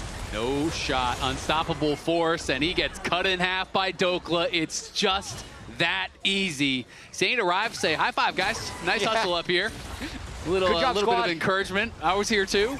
Honestly, he shouldn't have done that because now Jax gets a little bit of gold. If they would have just kept the 1-3-1 elsewhere, there's no way for them to come back. So now it's actually Dokla who's going to have to trade waves. We're going to have to switch the sides of the map, go bot lane and stop Impact from getting too much gold. Isles again just harassing them as they're trying to walk in. Dokla hunting for Impact, but he's going to be in a pretty sneaky spot. Sentinels at least do push them back, and Impact TP's in. So now they're going to try to make a play happen here because of that teleport misstep from Saint. He goes top, Dokla has to TP bot. It means they are down a member, and they do lose Herald, which is something at the very least for Sentinels, but still, they're down 5K here once again, and next game, they don't even have the Dragon advantage. Yeah, let's watch this one more time. It's very simple. Gets the flash with his ultimate early, says, hey, buddy, no flash top, and it's just free. Darkwings is not allowed to be here, but because Dokla has been freezing the waves so consistently, Darkwings feels compelled to break the freeze. I TP. No, why you TP, bro? Oh, Shiba, you say you. I asked if they have TP. Ah, it's fine, We have guys. to do Herald TikTok, now, I guess? TikTok. Well, that's why he TP'd. Misunderstanding there. He said, I asked if they have TP, and he thought he was calling for a TP, so... That's amazing. Language barrier at its finest. It's his second language. We'll give him a pass on it, as they clearly are getting way better on the communication week over week. I also like that Inspired uses this kind of Malphite trick where when you're ulting over the wall, you can get these really fast Malphite ults. It actually increases the speed at which he travels. It makes it a lot harder to react from. So when you can find these angles to ult over the wall, it is very tough to react to because he's coming out of fog and he's going super fast. So that is nice to see from Inspired, always looking for these little optimizations. As Saint and Isles are up here, and Darkwings, you got no tower, buddy. The fate is sealed, not going to find him. We'll see if he can actually get caught here by Isles. As a bit of a comedy of errors from LYON. They're just going to hang their heads in shame and back off. Dokla fighting on the bot side against Impact here. He wants to get another solo kill. Impact on the run. The Encore comes through as Inspired has to use the Unstoppable Force to safety. Dokla gets the solo. LYON retreat on the top side. Bit of a funny fight, but at the end of the day, it's Big Dokes coming out on top once again in the bot lane. What a crazy sequence there. It doesn't matter when you have a 6,000 gold lead, you miss all their ultimates, but Big Dokes still has got your back, gets a solo kill in the bottom lane as Sentinels try to get a little bit mid lane with a mild numbers advantage. Arrow. Nope. Connect. Inspired doesn't have ult, but wants to hold this turret as Dokla's getting fed in this game. He is miles ahead at this point. Darkwing's going to be back out on the map. Will be able to collect that wave, so at least defends the tier 2 for now. But Dokla, 4,000 gold up individually at 21 minutes. That is just, what are you going to do? It's just the way they're playing side lanes. Like, Yone is constantly here, Ambess is constantly there. It's just so impressive the way that they're playing this. Yeah, they are playing incredibly well. The macro game heavily in their favor. And of course, when you have these massive solo lane advantages, no one can 1v1 Dokla, so you always have to have someone hovering him. And if you always have to have 2 or 3 people on that side of the map, you're losing everything on the other side of the map. So you kind of get checkmated a little bit unless LYON makes mistakes, and they just aren't really making any of those big errors. And it's funny, the only mistake they did make is when Saint teleported and Inspired clearly said, "Why'd you TP?" And that led to the Rift Herald, right? It wasn't even a Rift Herald, but it still cost them an extra teleport. And it's like Sentinels is waiting for these little mistakes. It's just LYON is playing such clean League of Legends, and they kind of have them in this slow checkmate state where they'll push deep, when Sentinel shows on the other side. If you're on their side, they'll freeze, and as long as they don't get picked off as level 16 Dokla, he can give a lot of experience to Huhi if he dies here. He also might kill someone. We'll see if he's even going to die. It is a 3v1, but it is a scary one. The flash out from Huhi, but he is just getting chopped in half. In comes the arrow, in comes the Encore. He is locked down, he is knocked down. It's a big shutdown. Huhi limps away with about 5% HP. Dokla is terrifying. Look at that, though. Because of the bounty, Darkwings has a 1,000 gold lead over Saint, and the catch-up experience goes hard there. That was a level 18 Ambessa, so extra experience for everyone who was around that kill. It's not going to make up for the game of advantages they've built, but that's a pretty big kill for Sentinels to get. It is still a problem to solve here. We got this itemization versus this itemization, which is not looking so hot. You say problem to solve. What is the solve here? You hope Dokla dies 10 more times in a row on the side lane. Yeah, 3 versus 1.5. Yep. It is looking very, very tough there for Impact to be relevant this game, but he is at least going to knock down that tower, so gets a small injection of gold. They have clawed it back from 4.1k to 3.5, so that's something for them. And they do have a ton of CC, and the other team has a lot of squishy members, so that really is your hope, is that, all right, yeah, there's strong people on the other team, but if you hit an arrow on Jin or Nico or Ambessa and you can full CC chain them 100 to 0, hey, maybe that gold lead doesn't matter as much. The Seraphine scaling also goes super hard, right? Like if the Malphite, Ambessa, Yone all go in the same line and the Seraphine Alt-E lines up with Cinder Stun, like it won't matter that they have the gold leads if every AoE is hitting 3 people at the same time. So from that lens, you can have a little bit of hope from Sentinels. But this is the thing, right? Like Dokla has 3 solo kills this game. He had 1 solo kill weeks 1 to 5. The 1 solo kill was the Varus into the Renekton yesterday. So very impressive game so far from Big Dokes. And it was really interesting because, you know, if you remember back at Worlds, obviously he was doing the vlogs, but he was popping off in game 2. He was getting solo kills. He was looking so good as they're going to look for an arrow. Nice sidestep from Dokla. Sees it coming. Dashes to the side. Clean mechanics. But Dokla came out of last year on such a high. And then it looked like Dokla's not even going to have a team because Zamuda was the intended starting top laner for LYON. Then Dokla does get a team. Doesn't really have a great individual performance in the early weeks, but now last week, this week, he is looking so good for LYON.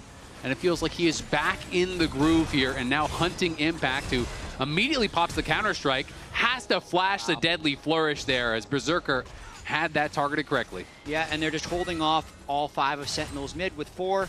While Yone solos the Drake. Now they can just move down to make sure they secure it with the Smite. Really interesting story, as you mentioned, with Dokla, because every team passed him over. A lot of them thought they had a better solution, or they already had a player on the roster. For instance, like FlyQuest had Gat from last year, so they wanted to give him a chance. But Team Liquid clearly opted to sign Morgan instead of Dokla. Zamuda would have been another one where they had committed to him last year, so wanted to give him a chance, but with the visa complications, it makes sense to bring in Dokla. Even with all that being said, it must be incredibly satisfying for Dokla to be popping off the way he is here in the playoffs. 2 games away from going into the finals as a top laner for actually 2 splits in a row now, where no team wanted him at the start of the split, yet once he joins mid-split, his team goes to finals. And he's just such a fun player to watch, and it's been cool because he's one of the guys who's been around in LCS for such a long time. Came in initially, I believe, on Optic Gaming way back in the day.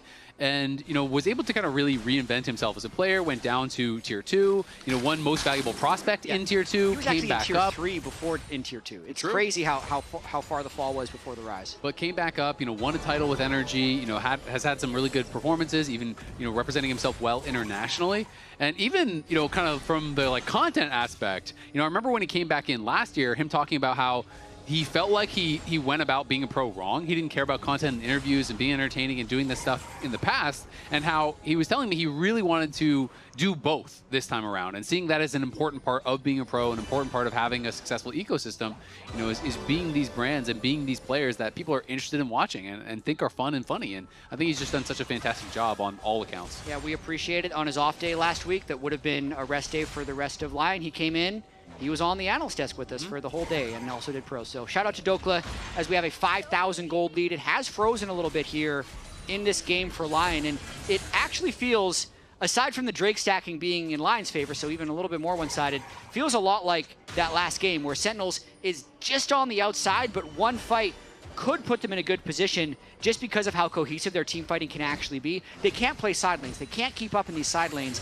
But as the game shrinks, as the timer goes higher and higher and the objectives become more important, maybe they'll have a chance to find the fight. Fired is level 16 now, so very powerful unstoppable force on a very short cooldown. He's going to go immediately. Up comes the curtain call. All 3 members get tagged there, slowed up. Darkwings is going nowhere except back to the base. He is knocked down. That Syndra is gone, and they are heading to the Baron. That Malphite is an absolute unit. He just ults in, and the only follow-up in range is a Jhin ult. And by the way, that's completely enough. Now 4v5. They need to zone out Hambach to secure this Baron. Hambach's looking pretty zoned out, but they are going to teleport in Impact. Saint going over the wall. We'll see if he can find something. The arrow's going to connect on the side, but look at Dokla.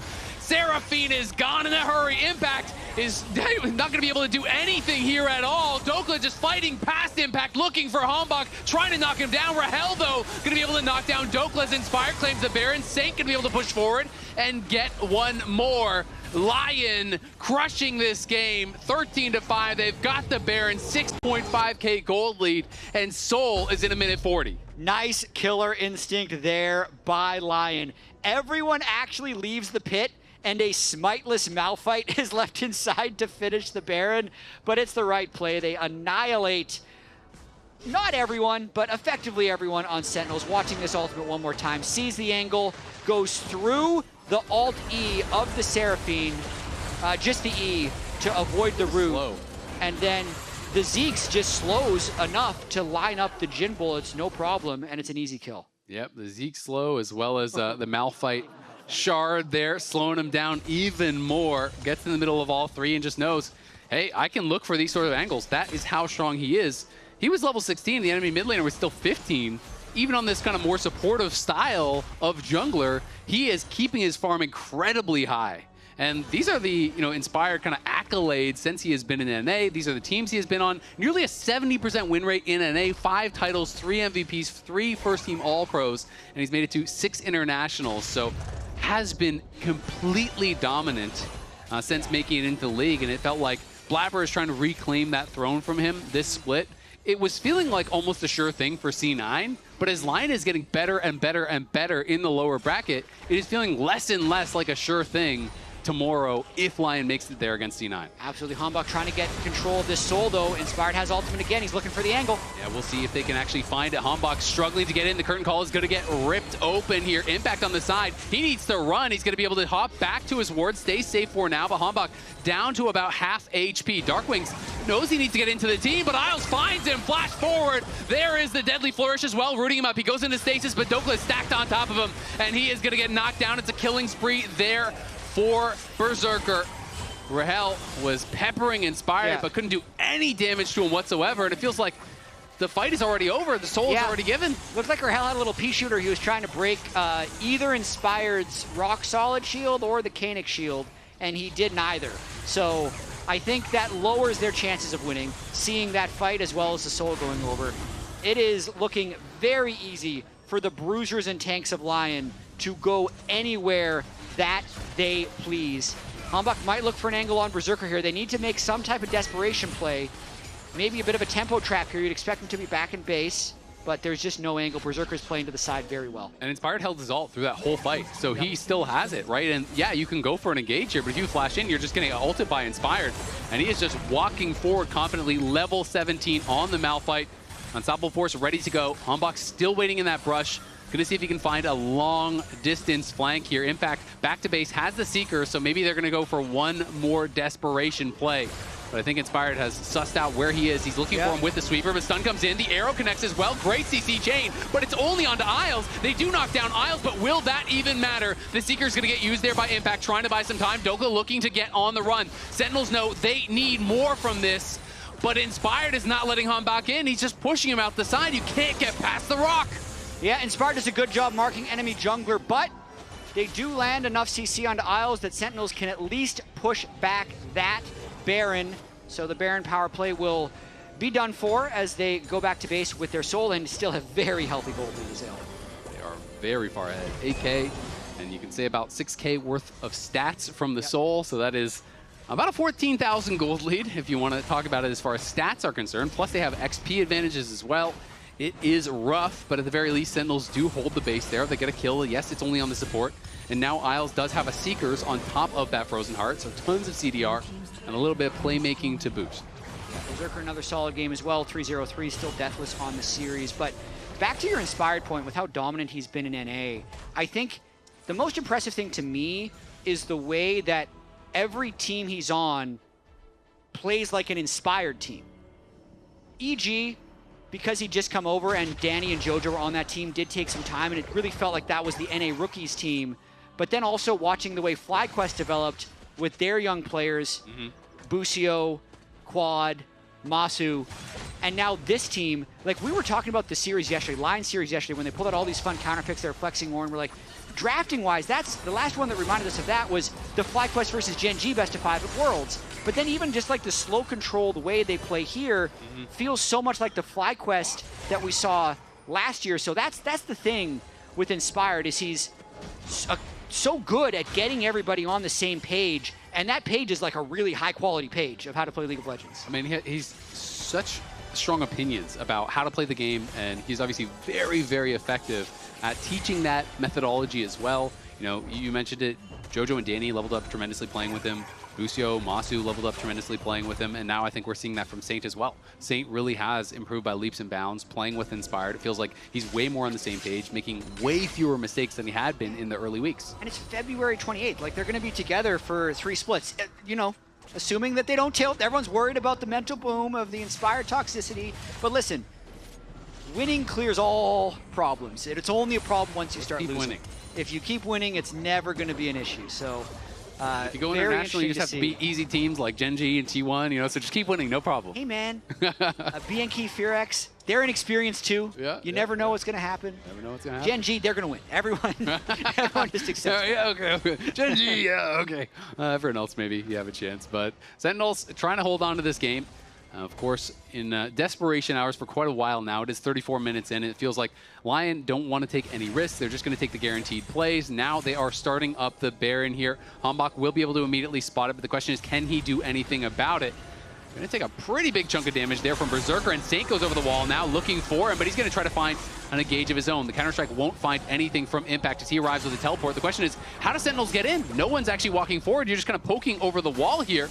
And slowly but surely, the Baron is getting lower and lower. Inspired can tank this thing forever. Yeah, they're looking for a flank with Isles around the back. Baited Seal coming out, the Cyclone as well. Isles goes over the wall, does find a nice engage here. The Curtain Call coming out, trying to take down Darkwings, but Rahel is blocking it, and Isles looks like he's gonna fall. The Baron is secured there, and now Impact is gonna fall as well. The Counter-Strike not gonna get much done. LYON get the Baron, get the fight, and surely now on their way to get the game. Actually pretty close for Hambach trying to get that steal. It ended up being Saint who gets it, probably with a Q. Again, though, Inspired holds his ult that entire time, never needs to burn it. Still pretty long death timers and a lot of waves that LYON can push all at once. Inspired just walking past the tower, zoning them off. Dokla is pushing top, Saint is pushing bot, Berserker is pushing mid. They are going for all 3 waves here. Even if they don't destroy the Nexus, they are looking to deal game-ending damage, and they're looking for Darkwings here. He is rooted up. He can't even move. The slows are oppressive, and Saint knocks him down. He goes on a killing spree as well as the inhibitor in bot falls. The inhibitor in mid about to join it, and the one top is not long for this world. Dude, 3 inhibitors is probably going to be the play. They'll probably stick around. It is going to be a 4v5, but it depends how safe they want to be. Elder is up in 30 seconds. Got to play low-risk League of Legends, Azael. Yeah, they're looking for the guarantees. Check all the boxes. They don't want the 99%. They want 100. And they are going to be going back to base, spend up all that gold that they just got here, and look to seal the deal at Elder. Sentinels, it's going to be hard to even leave the base to get out and try to contest this, but you really have to take a swing. You've got to take a risk here. Maybe if you take Elder, you have some tiny snowball's chance. They can't leave the base. There's teleport up for Dokla, level 20 Ambessa will kill their Nexus if they leave. Or they'll just kill all the players right here. Find him. There goes Inspired. Flash Unstoppable Force. The Curtain Call coming out once again. Sentinels on the run here. Will survive for now. But again, it's the base of the problem. You called it out. double supers in every lane. Darkwing's trying to clear this out, but SEN is going to be going for it, looking for it. The fate is sealed as Sentinels are no more. SEN flashing in onto Impact, going to be able to knock him down. Surely Rahel trying to get something done on the side. Takes a massive shot to the face from Berserker. Impact is down, the root is there. Darkwings is back, but not for long. Berserker survives, and Rahel does not. LYON marching on the Nexus. 5 for 0, 2-0 for LYON. Another gem by Inspired and the squad. LYON is 1 game away from the grand finals. LYON taking us to 2-0. They are now 8-1 on their next game. Got to win 3 in a row. Reverse sweeps have happened within the last couple weeks.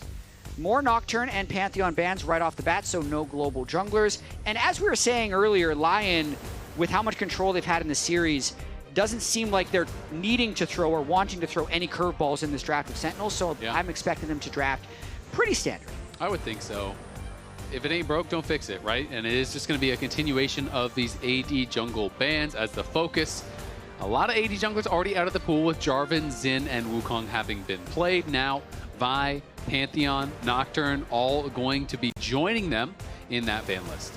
And I think one commonality in these last 2 games, since Darkwings, I'd say maybe the least flexible player on Sentinels really prioritizing control mages, is Impact has had with the Jarvan and the Malphite just really good ways at attacking the control mages. Point.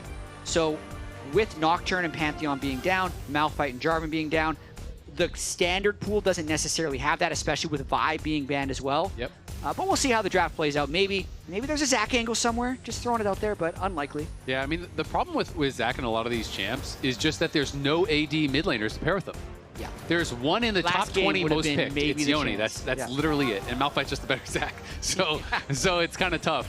But, you know, maybe AP junglers will have their day. Maybe we'll get some patch changes coming in.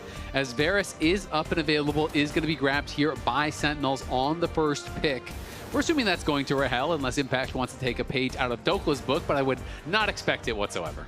Definitely not. Sentinels obviously chose first pick. LYON picked blue side, which is why we're in this situation.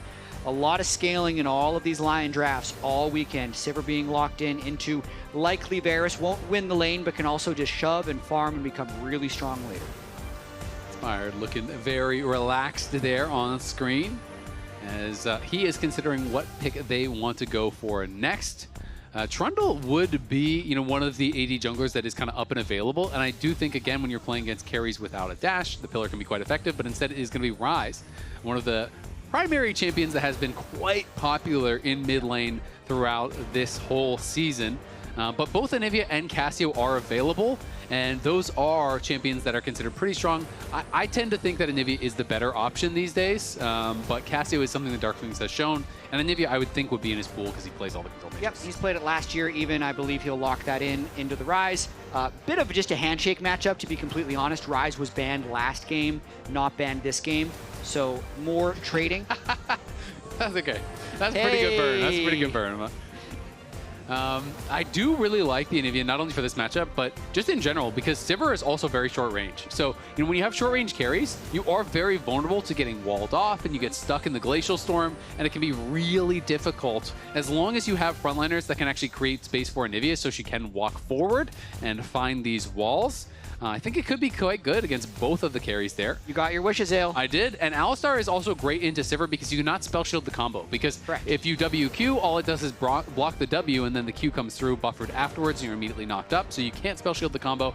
That is quite a nice little interaction, and Huhi going to be on engage, finally feeling like he'll be that proactive playmaker that I really do think he excels at. Yep, but matched with Bard, pretty common support matchup you'll see, the Alistar into the Bard. A lot of times actually the Alistar is picked into the Bard, but it'll still work both ways with Isles wanting to impact the map. So a lot of pseudo globals and a lot of map roaming here from Isles Bard and Saint Ryze as we move into the second phase of bans. Jungler's still not locked in. The Trundle that was hovered earlier by Inspired, I think he still will be looking for it, but you don't want to pick it that early in the draft until you've seen more of the champs that Sentinels has locked in.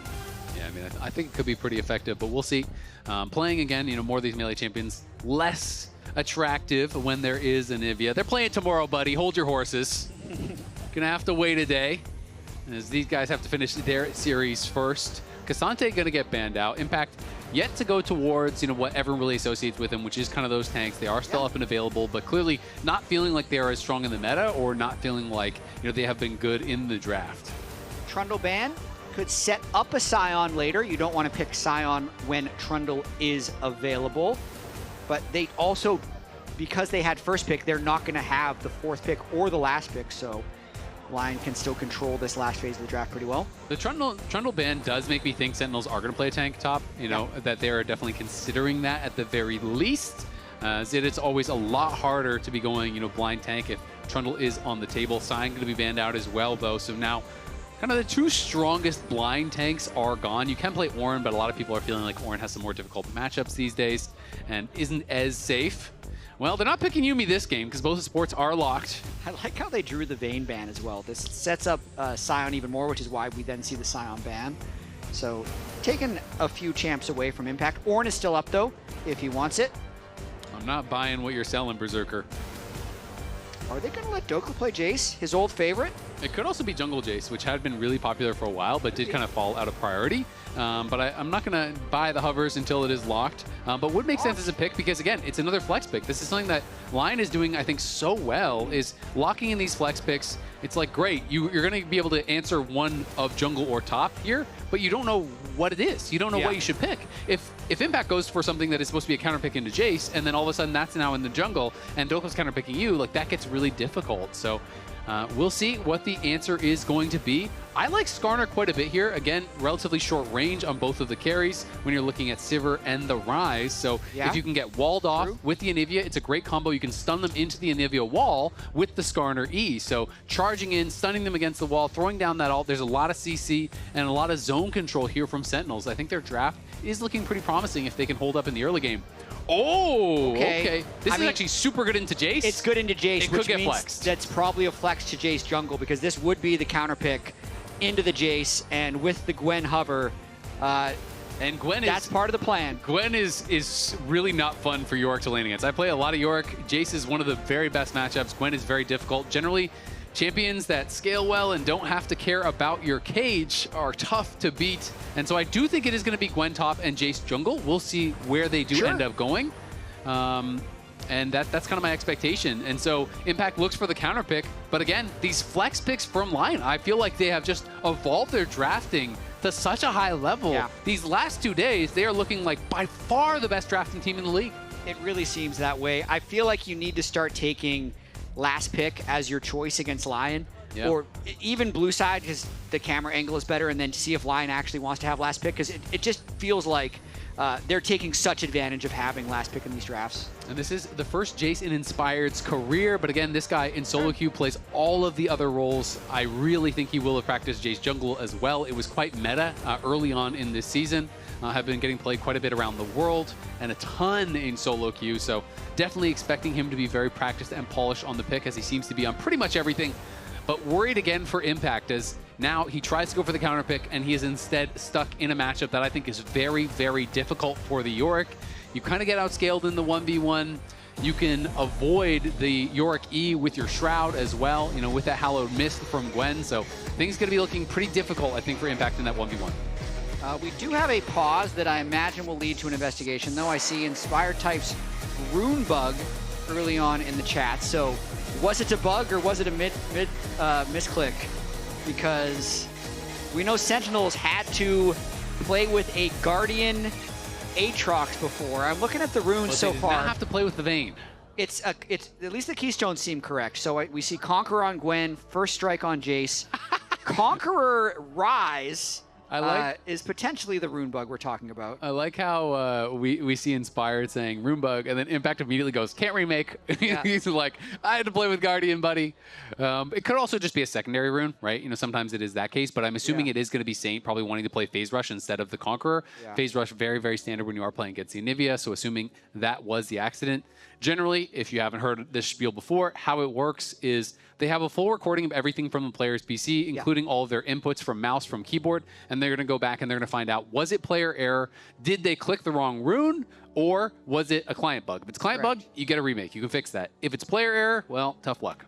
Yeah, that is exactly. Just got confirmation that QC is investigating if it is a bug with the Rise runes or if this is something he clicked by accident. So he's got Conqueror, Presence of Mind, Haste, Last Stand, and then Monoflow and Transcendent. So it wouldn't be a total disaster if he ends up having to play it, but not having Phase Rush into Anivia is pretty painful. It is really, really difficult. But in the meantime, we have Raz standing by with Reignover.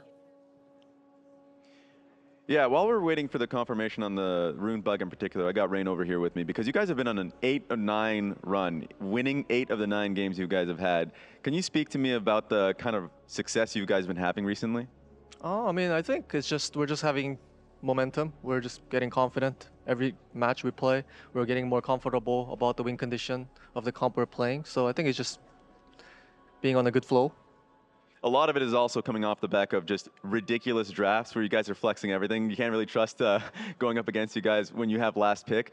Speak to me of the confidence around Dokla, because I know early split, a little bit of a struggle, but now he's been on a real run, and you can't really predict what he is going to be countering. Even this draft, like getting the Jace and then flexing that into the jungle so you can have Gwen top lane. So speak to me about Dokla and having to work with him and your philosophy around the draft. Oh, I mean, a lot of times we're putting onto the last pick on the draft, which, you know, benefits flex pick a lot. And I think our roster, like usually like flex pick is like when everyone is ready to play the champion that we're flexing, then you can actually flex the champion and then pick it confidently early on the draft. And I would say we practice that way, and then our players are able to play a lot of multiple champion. So I think that's why our comps draft is easier, and then being able to flex a lot of champion. Dokla does definitely help us being able to flex a lot of champion. Yeah. Okay, while we have a little bit of time, just one extra question, because you ended up slaying your former organization in Team Liquid. Just like, and being in this position, one game away from being in the finals, how does it feel being in your position as the head coach of LYON? Oh, honestly, not too much of impression. I mean, just focusing on the next game, and then we're already on the 3rd game of the 2nd series. So just find the win today, and then just prep for next game, and then at the end we'll be winning the split, and then we'll be all happy. All right, I appreciate that interview. While we're getting more information on that rune bug, I'll be sending this one straight back to the casters. There you go. That's all you got to do. Just keep winning until you win the split, and then you can be happy. Yep, everyone is happy when you win. Unfortunately, though, in League of Legends, only one team ends up winning, because they just keep, if you win a tournament, they always just keep making you go to the next harder tournament until you eventually lose. It's really, we will make you feel bad about yourselves. Really mean. Just you wait. No, it is true. I mean, the international competition obviously is so incredibly hard. But LYON, I mean, if they are able to actually win the split, that would be incredible. This is a team that I think a lot of people thought had a lot of promise, and then they had a very weak start to the split. So then it was like, oh, well, you know, all these questions people had, are they all true? Is this team going to boom very, very quickly? Sentinels as well, I think, was a surprise to be, you know, this far along. Yeah. They had a very good start, but obviously in playoffs, they have yet to win a game. They are now on a 5-game losing streak so far in playoffs, but between, you know, in the last 2 series, I should say. They obviously did win their first series to go on and play against Cloud9, but in their last 2 series, they have lost 5 straight now. Yeah, and I was about to speculate on the Saint bug because his Conqueror page seems like an actual valid Rise page, just not good into the Anivia, but I just heard that it was in fact a rune bug. Okay. So it was a bug that had it switch from Phase Rush to Conqueror. I imagine it's something with the save pages, but at this point, they're going to be remaking Champ Select, and we're going to be able to get back in and say it's going to be able to bring Phase Rush. I always feel very justified when I see these, because I've had this happen to me a number of times, and people are always like, you just clicked the wrong rune, buddy. I'm like, no, I locked those runes. And it is a really bad feeling, even if it is a reasonable rune page. Not, you know, you're not playing Guardian Rise, you're playing Conqueror. It's something that is going to be in the back of your mind and is going to be really tilting throughout the game. So yeah, it's good that it is going to be, you know, a rune bug that is solved. They are going to be able to remake. We're going to go through. It's going to be the exact same draft. He's just going to be able to change his runes to the correct page, and then we will be getting into this 3rd game here between LYON and Sentinels. Sentinels, I think their draft is quite strong, and again, to me, who he has been such a big part of their success. I feel like he's been playing really, really well so far for this team. You know, when we think back to the series that they did win in playoffs, it was a lot about how he was playing on engage picks, you know, being able to really move into the enemy jungle, playing with Hanbok, and kind of that duo was looking so effective for their early games and their mid games. Yeah, and in this series, Hanbok and Huhi have been completely neutralized, right? Hanbok hasn't really been first to any of the plays. It's always been Inspired getting the successful ganks off, and then Huhi has been jailed under his turret in the majority of situations. So they would need to break out of that pattern if they want to try and make this a series, because currently they've just been getting slammed in games 1 and 2 by LYON. They absolutely have, and it's going to be tough. I mean, it's just getting really, really interesting because I think, you know, everyone coming into playoffs was like already thinking, all right, C9's going to win for sure. And then, you know, playoffs start, C9 when they do play looks really, really good. All right, C9's definitely going to win for sure. Yeah. And now you're starting to think, but what if Lion's going to win? I mean, I was telling you earlier that I felt like of Team Liquid, this is before playoffs started, of Team Liquid, Lion, and C9, I'd be pretty comfortable with any three of those teams representing the LCS at first stand. Now, after watching yesterday, it does seem like Team Liquid is flawed, so I'm glad they're not going to be representing us. But this Lion team looks ever improving, and I think that C9 series, if Lion closes this out today in a clean fashion, is going to be very competitive really because there's a certain. It's nice to be through the winners bracket, awaiting the opponent in finals, but at the same time, they haven't been challenged and had to adapt in a real way in these series because they swept FlyQuest easily. They swept Sentinels easily. Lion probably had the hardest series, the most competitive series of playoffs, Lion versus TL, and they'll take this massive amount of best of fives they've been able to play through this lower bracket into finals as experience against C9. Exactly. And I mean, while I do think, you know, C9 obviously has gained some information about how Lion wants to play, they're going to utilize flex picks, they're going to do all these things. But because they are so flexible with the drafts, there's not an easy, just like Band-Aid answer that is going to fix this for C9. You just do this one thing and then they can't flex their picks anymore. It doesn't really work that way, right? You know, flex picks have just been historically so strong in League of Legends because they are so hard to draft around. You kind of just have to account for everything. So sometimes even if you have counter pick or you think you have counter pick, you're basically just still blind picking. So you just kind of have to go for generic picks. And the team that can flex everything is allowed to pick for these matchups. Is allowed to flex things around and get more of an advantage, which is just tough to deal with. I think it's super interesting actually because from a game design perspective, back in 2019 when G2 was at their peak and they were like the ultimate flex pick team with everything pretty much going everywhere. They played Pyke in like 4 different roles. The game design team, to make competitive more diverse, kind of systematically remove flex picks, at least competitive flex picks, to try and make things at least jailed to one specific role. But I feel like with the inclusion of Fearless and the same picks being seen in every single game isn't as big of a concern because once they're seen once, they're out of the series. If you look at the patches over the past year, they've done a lot of buffs that actually make champions viable in multiple roles. Most specifically, all the jungle buffs, the Jace damage, the Malphite damage, the Aatrox damage. Ambessa has a bunch of skills that work in the jungle. Just got a jungle buff. Darius rebuffed in the jungle. So I do actually feel like for teams that previously were a little scared away from flex picks because they'd immediately be nerfed down, I don't feel like that's the philosophy anymore. So I think flex picks are potentially reaching that strength that they had 5 or 6 years ago when teams need to be attacking it more. I'm a really big fan of players getting rewarded for having deep champion pools. I just think it's both fun to watch, and it is one of the skills of the game that I think should be rewarded, right? I think a player who is great on carries and tanks should have more success than a player who is great at only one of those two. And I feel like that is something that we are kind of seeing right now with Lion and their playoff run. And we'll see if they can close things out here against Sentinels. Yeah, and we only have 30 seconds until the redone champ select ends up completing, so we'll be getting into game in about a minute or two. But I do find it really funny. With all the champion select issues that we've had and the connection between these two teams, it's all kind of just coincidence, but the first rune bug we had was Impact having Guardian Aatrox and not being able to remake because it was a misclick, not a bug. Then we had Sentinels accidentally lock Vayne and being allowed to remake champ select, and now they're against the team that locked Vayne on purpose and won with it, but then they have the rune bug that they're allowed to remake for. So in a sense, all of these champ select issues Vayne is connected. Can be isolated by Vayne and these two teams. Vayne is causing the issues. The players are now in a game, so we should be getting this kicked off here any second, I promise, as we're going to be going on into game 3 here. Lion looking to complete the sweep, and Sentinels looking to start the reverse sweep here to try to mount a comeback against the Lion, who has looked so dominant. You can see Phase Rush, the actual rune now for Rise, not Conquer, going to be very important when you're trying to walk out of those Anivia ultimates at level 6. A couple of Grasp users in the Skarner and the Yorick, and the First Strike is the very common rune on the Jungle Jace. Although, haven't seen that much of it since the nerfs have hit.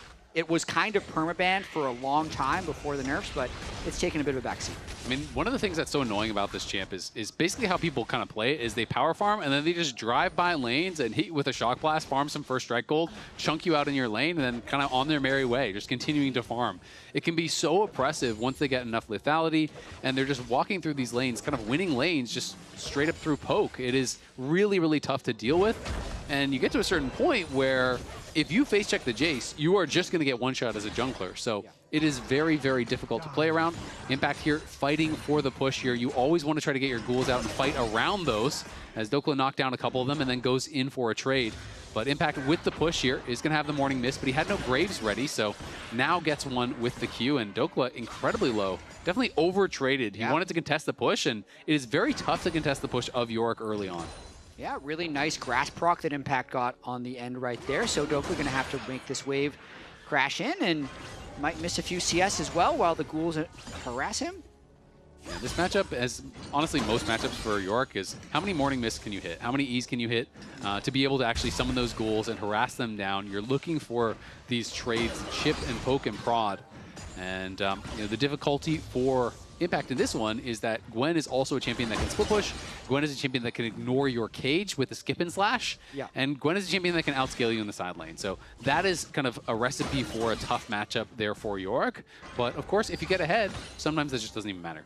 I mean, speaking of this Impact who is ahead, he's also got a ward in the river, but Jace is moving up towards top lane, and Hanbok. Flowers wants more games. Flowers wants the Skarner to do well.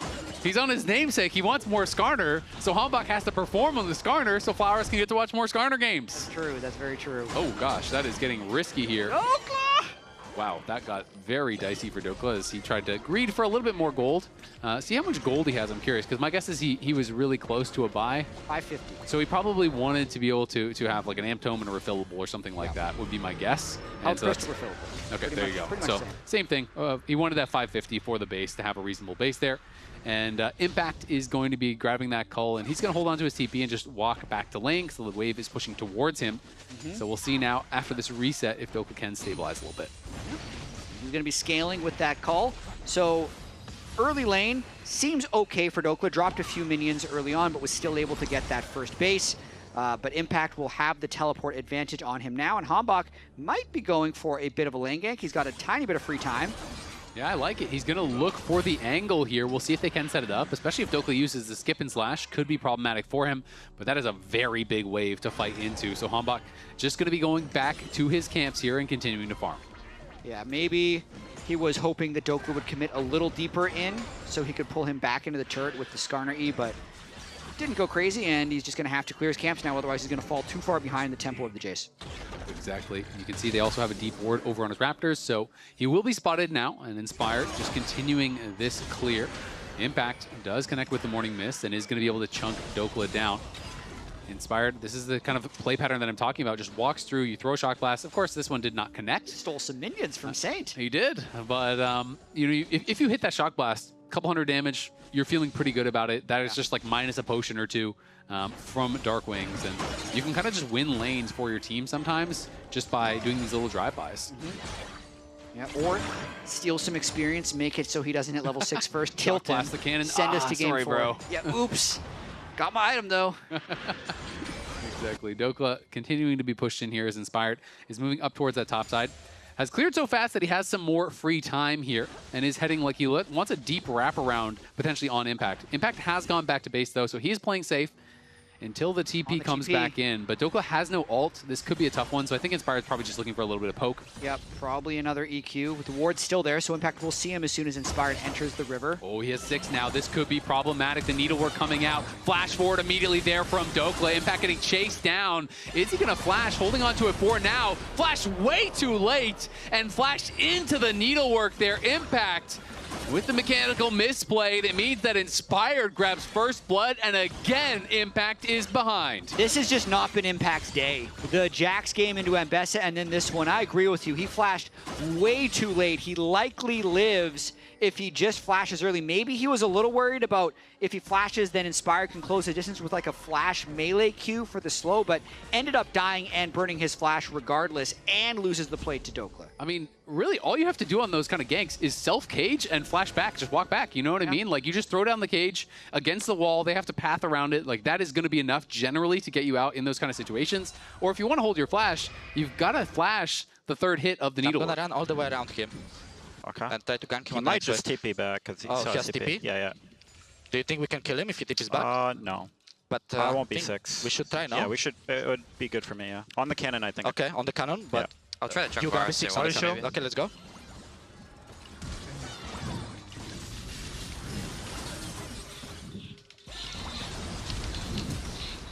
Nice. Really good. Yeah, I mean, he just flashed right back into the needlework on the third hit of the needlework, and that is the one that does so much damage. So Impact's early laning, all for naught kind of now, as he's down 500 gold here.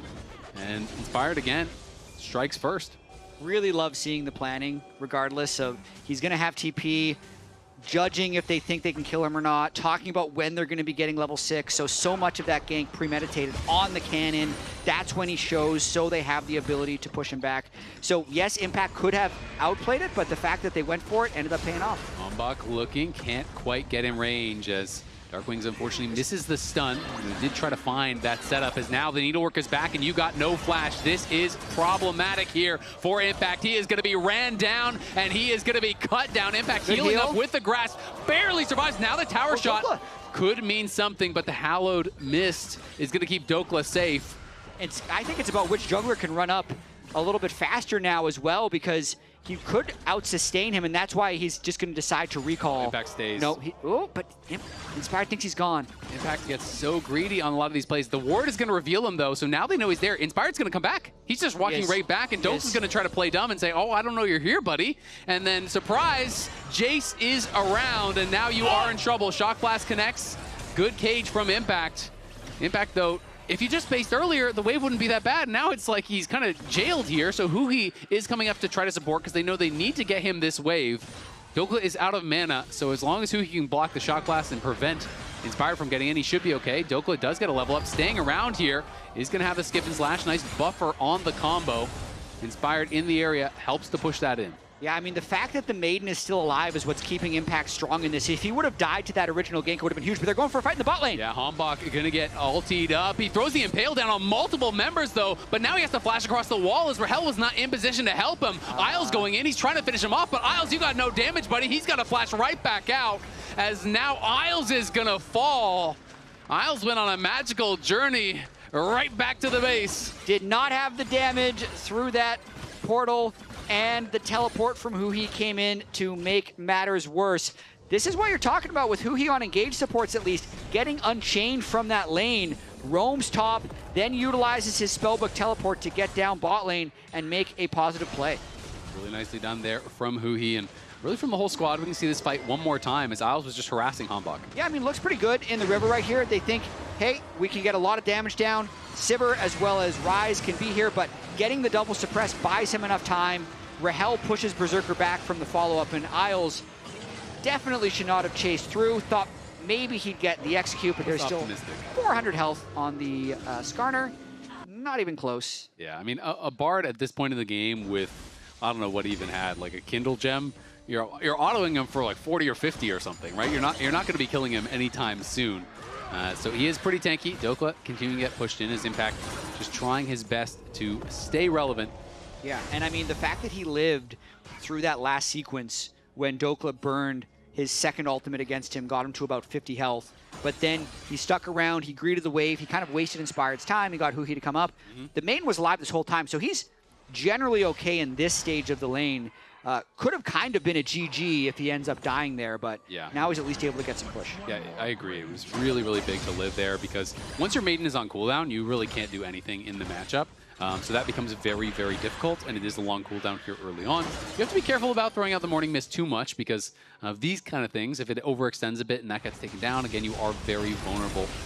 But Impact will always have massive threat on the towers, so if Dokla ever takes a bad roam time or moves to a fight and Impact gets alone time on the towers, you destroy towers as Yorick because all of your ghouls are tanking up tower shots, and the shovel damage is no joke. You can be farming plates very, very quickly as Dokla now going to be popping the Hallowed Mist, and Inspired is up here once again. The Needlework is back. The Shock Blast connect. Impact's on the roam. Flashes early, but this time it doesn't even matter. Double flash in. Inspired and Dokla, this duo, man, they are a nightmare for Impact. Really, they're playing the entire game around topside. That's now going to be that 140-second full cooldown on the next charge of the Maiden. So the disaster scenario has struck, but we've went through a whole lock-in tournament of no one spending time top lane, and suddenly Inspired can't leave top lane. So yes, they've given up a Drake, but it hasn't really costed them elsewhere. No plates have been really dropped. Mid lane, bot lane has been completely fine, and Inspired's even dropped camps to Hambach, so really investing in this Dokla Gwen, and it looks like it's paying off. They're going to look for a Saint here. Each doll's impact will get popped, but Saint was aware of where they were, so he just hugged the other side of the map and is not going to get caught. He will be interrupted on the recall, so some vision going to get cleared out. But yeah, I agree. I mean, it's just been all about the top lane, and I think it's made sense in a lot of these matchups here. And Bessa, very snowbally. Same can be said for Gwen, and now the Dusk and Dawn is done. You are very far from Triforce's impact. You have no ult. You can't fight at all. And the problem is Needlework is a much shorter cooldown than the Maiden. So this is how the matchup gets worse and worse and worse, is if you ever die once, well, guess what? Needlework comes up, you're getting all in. And you're not going to have that ultimate back. So you kind of just have to try to push and back up. But Yorick has very little fallback patterns because you suck at team fighting. Yeah, absolutely love the observers. You can see in the bottom left, 15 seconds until Needlework comes back off cooldown. They were toggling to Yorick as well. He's still got another minute left on his, so he has to just completely concede this lane. And this is kind of the stage in this season where it's often best to just leave the top laner alone. They've already killed Impact twice. If they invest more in ganking, a lot of times the juice isn't worth the squeeze in terms of how much gold you're getting on repeat kills. Let him live with that Dusk and Dawn and extend the lead, and now Impact needs to move, or rather Inspire needs to move bot lane to try and get the advantage there. Nice little spellbook cleanse there from Miles. We'll get him out to safety. Remember, Sentinels are the ones with a lot more go buttons this game. They do have a lot of hard engage. You have, both the Varus ultimate, you have the engages from the Alistar, you have the Anivia who can wall people off, you have Hambach who can set things up with the Impale. So there's always that to look out for. But again, LYON having these big advantages in the side lanes, and because of how they played over the last couple of days, I am just getting so much faith in their ability to play out these situations, right? They don't need to just show up to a Dragon and teamfight to win a game. They know how to win through side lanes and through, slowly bleeding you out, and they've shown that time and time again. I'd say this is the most committed they've been, though. This is 2 Drakes given over to an early game Skarner here. Free farming to Heartsteel. They have the attack speed Varus as well. So the bot side of the map, they actually have very little control. They got to make sure they don't walk into a trap here that could equalize the gold. Because you could say, a 1,300 gold lead for a Gwen versus 2 Drakes. A lot of teams will take the 2 Drakes, but it depends on how well they're able to leverage this Gwen as the game extends. Will this be a 5,000 gold lead by Drake 3? Because those 2 Drakes are quite early and quite potent. They are. I'm not going to be too happy about the Chemtech Soul being the reward for your early Drakes, unfortunately for them, but still is going to be an advantage nonetheless. And how Impact will be able to compete in this game is a big question, but a big CC chain coming in onto Isles. He tries to flash back, gets stunned again. Nice binding against the wall, and the Tempered Fate is going to be able to get out to safety, I think here. Great sidestep. Rahel comes in and knocks him down with the Ghost. Nice moves from Isles to almost get out of there, but at the end of the day, it is the flash, it is the heal, it is the ult, and it is his death going over to the Varus. And that's because they'd spent so much time around topside. Sentinels had so much control set up bot. He was trying to retake, and that's the danger that you run. Ooh, 1 Needlework connects there, but Berserker's actually ganking. Berserker is on the hunt, and Impact has nowhere to go. Ganked by the Sivir. That's one you don't see every day.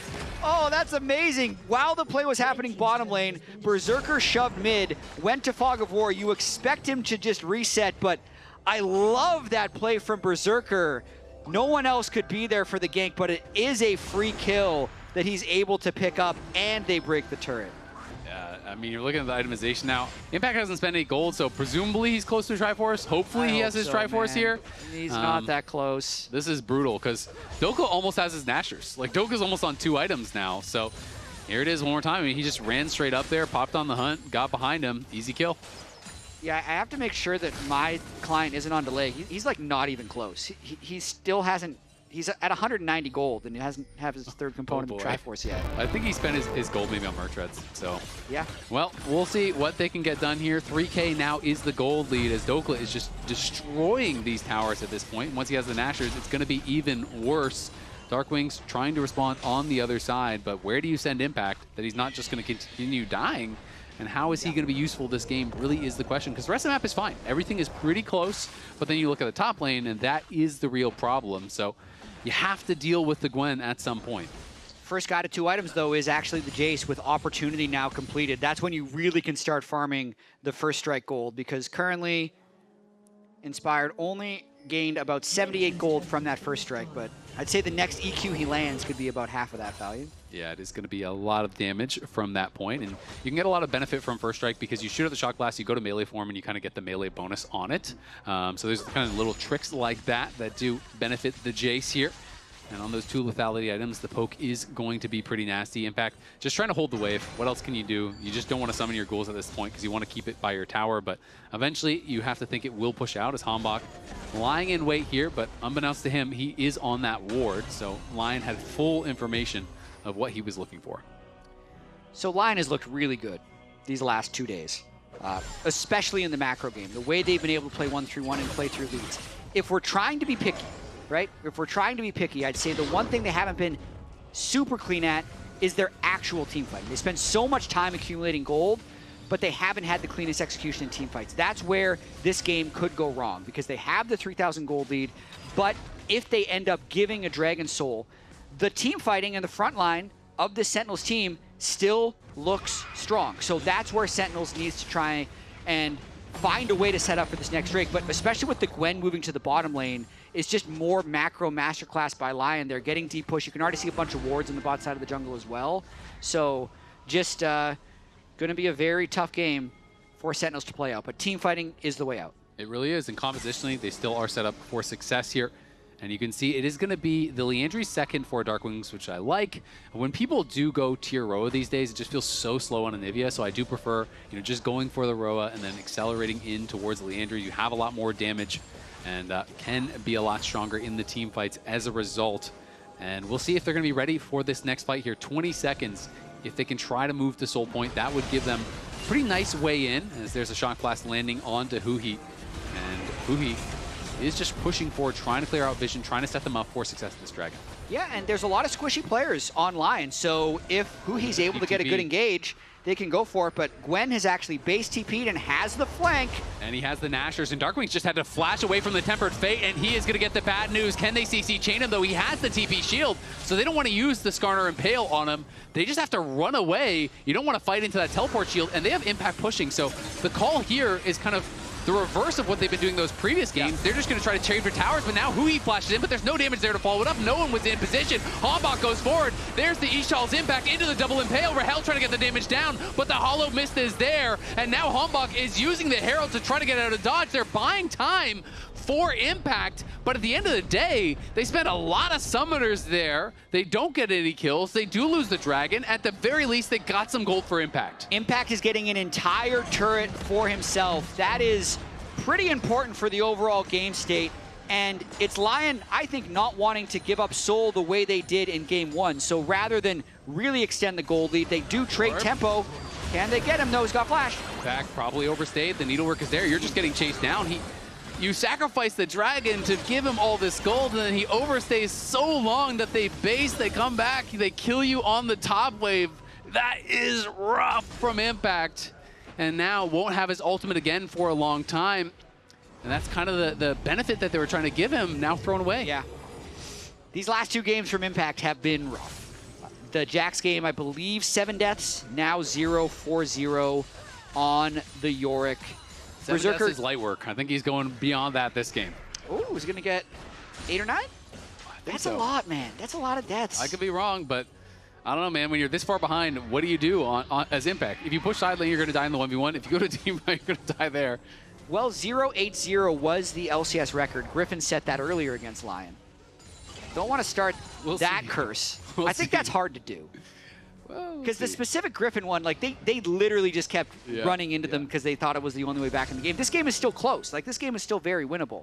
Yeah, I mean, the funny thing is your deaths become worth less and less, right? So I do think if you don't want to die, you're not going to die 8 times, right? If you want to play it safe, you can sit back and not die. But I feel like at this point, you're worth no gold. You may as well just push down lanes and try to threaten towers, because any fight where you are not there and someone from their team is not there is a better fight for your team, right? The 4v4 will always be better. So, you know, you can kind of almost just work as a super minion and you're just running down the side lane, forcing someone to answer that wave, and then hoping that you can buy time and run away, kind of kite it out. Because that's kind of the job I think you're a little bit relegated to here as Impact. Yeah, you don't really want a team fight, because if you get a kill accidentally, you're worth gold again. So maybe it's in your best interest to just split push. They're looking for a dive potentially here, but Saint has sniffed it out. He is already backing off, but that will mean Impact, I thought, was going to get a little bit of damage down on the tower, but at the end of the day, it looks like he will not. Saint was starting to move forward, but they want to instead give that gold to Darkwings. Who switch lanes. Now it's a delayed gank, though. You'd think it's over. It still is. Who he decides to not go in. You think it would be over, and you would be correct. Yes, you are. I mean, that awareness from Saint's really impressive. He did not have that awareness at the start of the split. No, he was dying in a lot of silly situations, as Dokla has been pushing up on that top wave. They're going to TP in. They're going to try to look for Dokla here. A lot of members from Sentinels are already coming up, but Impact may have gone a little bit too early. Let's find out. The Needlework coming out. He's trying to finish him off, but he can't do it. Rahel over the wall, nails the chains of corruption, saves his top laner's life, and gets a kill. And the assist is given to Impact, so no fear of the 0x0 game. But another big investment, so Saint's going to be able to hit this side wave, catch up on gold himself, and that's what LYON's game plan is going to continue to be. Still a very nice pick there on Dokla. When your most fed member like that falls, it really slingshots the game back. Look at this, we're only 3,000 gold difference with the Dragon advantage in the side of Sentinels. Back fancies himself a fight, going to try to run him down. Doesn't have the cage to be able to interrupt. You can sometimes bump with the cage on the Realm Warp to actually cancel if you summon it right on them. But that is tough to do, and he already used the cage. At the very least, though, he pushed him back and got that Realm Warp down. So Impact going to be continuing to push on this bot side. Maybe get access to that tower and could finish it off. Sentinel's doing a good job, honestly. Problem solving around this top lane that has been very tough for Impact. And they're getting him at least to a point where, you know, he can threaten maybe non-Gwen players. I mean, it's a better problem solved than they had the last game when it was 3 items to 1.5. This game, they're managing to bring everyone to support him. And then even that 1v1 he had against Ryze, because of the backup that was going to be arriving, he did a significant amount of damage. So, like, when Yorick gets melee against anyone, he's still going to do a lot of damage. He is. And one of the big differences from the last 2 games is that, you know, if Sentinels overloaded one side to try to help out Impact, Inspired was starting a fight because it was Jarvan and Malphite. Now you're playing Jace. Not that you can't, you know, look for poke and look for fights and whatever, but it's very different. They don't really have that snap engage besides the Bard. True. And because they have not been fighting nonstop, Tempered Fate can be easily flashed and disengaged from. So that is kind of the difference, I think, and it's making LYON have more of a difficult time punishing. And I think this is a very playable Drake fight here from Sentinels. They already have control of the river. They have a few control wards put down. LYON trying to move into the Anivia Skarner Yorick is very difficult. There's not like a super deep lane push or flank that LYON currently have set up. So this is Sentinels definitely going to contest this sole point. Dokla, double large rod, and that shock blast hurts. I mean, look at the gold difference on that top side. 1K there for Inspired. Rahel will be able to lifesteal up somewhat off of this dragon. He's trying to do that now, but they want to push back in before he can heal back up. Huhi and Darkwings trying to control space on the side, but another shock blast does land there on Darkwings. But they got the dragon, and now you don't need to force. You can just back it out with some of this damage already being thrown down on Darkwings and Rahel. The carries are split now from that front line. I think Sentinels do kind of need to just back up and answer this wave. They are going to lose the Maiden, unfortunately, though, for Impact. Yeah, but this is super winnable for Sentinels. With the way that they could just control that space, get themselves to soul point, very impressive stuff. So trying to force this game 4. Still have to deal with a very fed Gwen when Gwen is able to enter team fights, but the Skarner, the Yorick, the Anivia Wall, the Varus CC, the Alistair, there's a lot of things to help heal. There really are. It's going to be very, very difficult to get past that Anivia. But if you ever get a moment where you can get past the Anivia, there is so much damage, and Isles now is out of the right spot, man. He's going to be able to flash over the wall. Looks like he can just walk out for now. Does throw down the Temper Fate, but the Chains of Corruption does connect as well onto Isles, and Isles will be going down, and it's Darkwings that claims it. Tries to use some fancy footwork to get out. At the end of the day, does lose the flash and does die for it.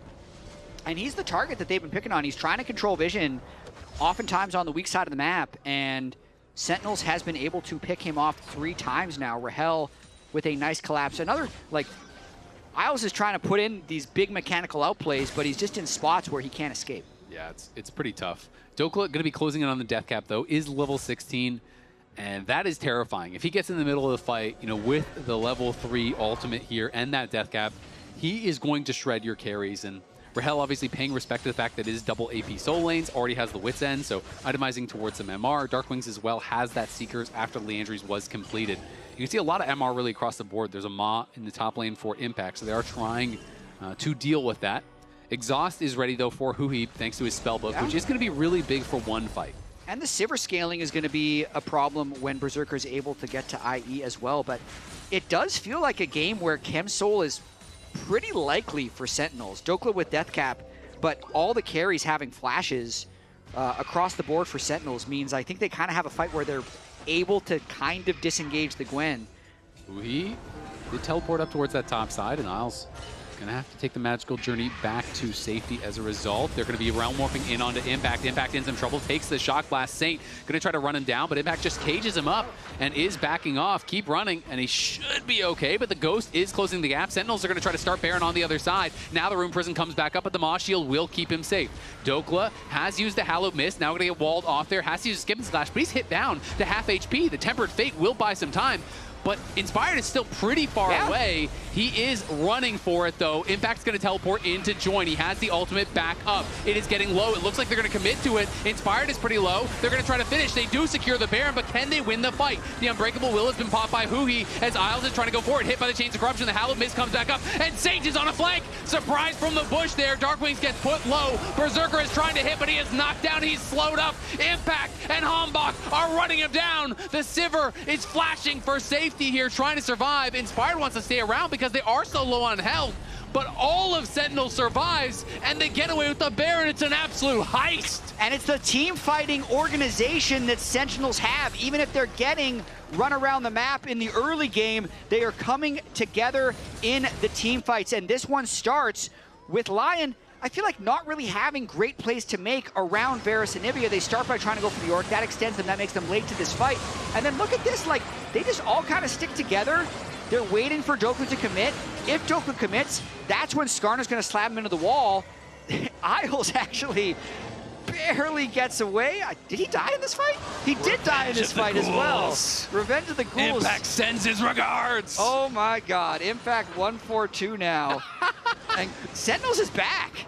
The Golden Glue cams are always great, man. I'm telling you, just ignore the meta, pick Huhi and engage champ. Darkwing's gonna get Tempered Fate, but the damage onto Isles is massive. Isles will fall to Darkwings. Dokla's into the backline though. Rahel could be in some trouble. The CC thrown down onto Dokla. Dokla's gonna run. Hambach CCing them up on the other side. Satan is incredibly low, and Satan has fallen, but Dokla is going crazy. It's Dokla versus Impact. It's Hambach really low, and it's gonna be Darkwings egged up, and Dokla falling. Impact gets his revenge. LYON lose the fight, and Sentinels are running away with it. I mean, they still have 4 people alive and a Baron buff. They're going to potentially try and get some turrets. They couldn't quite finish off Berserker, but this is very, very likely to be the Chem Soul if they fall back to this Drake.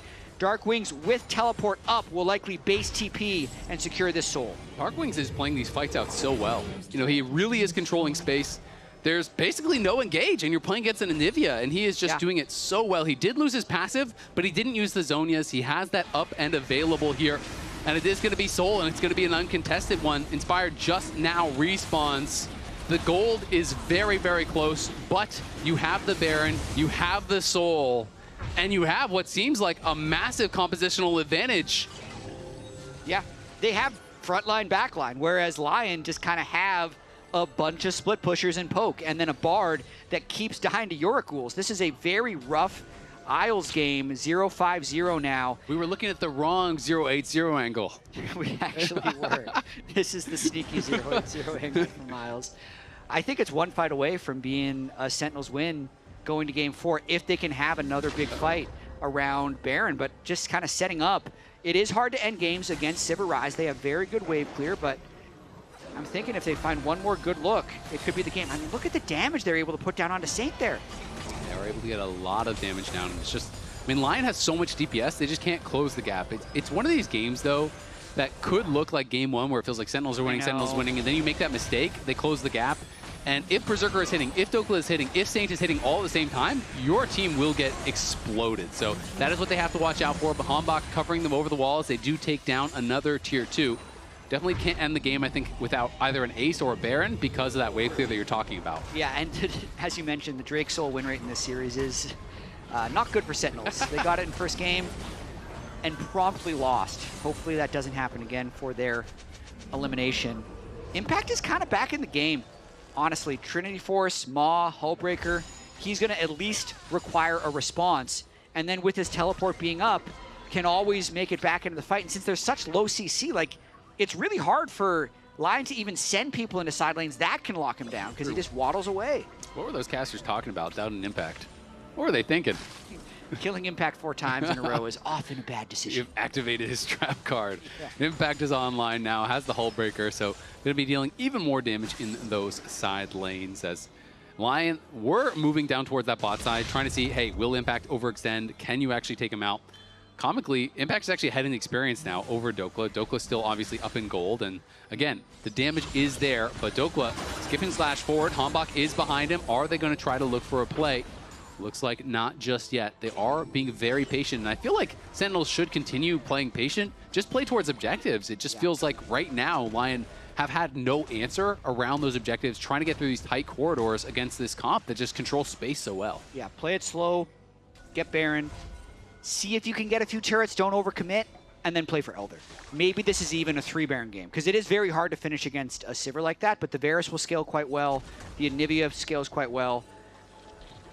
Berserker's the scary one, for sure, for them right now, with the Infinity Edge being completed. Thinking about the 7-item Sivir makes you go, well, you know, Chemsoul's not going to do much to that if they have to wait for Baron, Elder. The desyncing of Baron and Elder is not great for Sentinels right now, because the Baron itself will only give them a small amount of gold. It's not really going to help them with any item power spikes. And then Sivir's still kind of clearing the waves unless they full send it into an engage. You can see Rahel getting pretty tanky now as he does have his Jack Show completed. Already had the Wit's End from earlier, so has a lot of MR now. Not going to be as easy to take down, but of course Rise has completed the Actualizer, which is a terrifying item. The amount of burst that you can put down if you get that angle is very, very big. Inspired has completed his 4th item as well here. And so his Shock Blasts are going to hurt, and it's going to be Sentinels just ripping the Baron right on spawn. I don't even think LYON's going to contest this. I think they're, well, okay, they're teleporting in.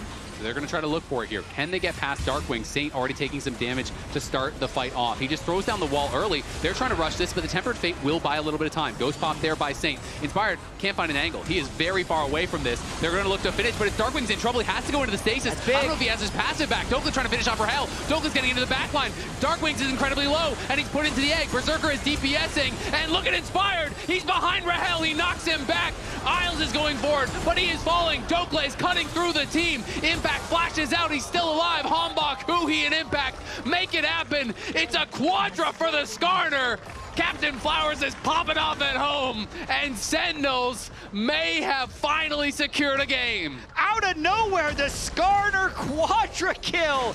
Unbelievable there by Sentinels, and you can see how hard the fights are for LYON. Even when they chunk out the Anivia and egg him early and Berserker flashes through to kill Rahel, it's still not enough. Big death timers there for Inspired and Saint still, and it looks like Sentinels is sending us to game 4. Yeah, the Yorick is going to crush through these towers. Isles is back, but it's 10 seconds until anyone else is respawning. They're just going to ignore him, focusing down these towers.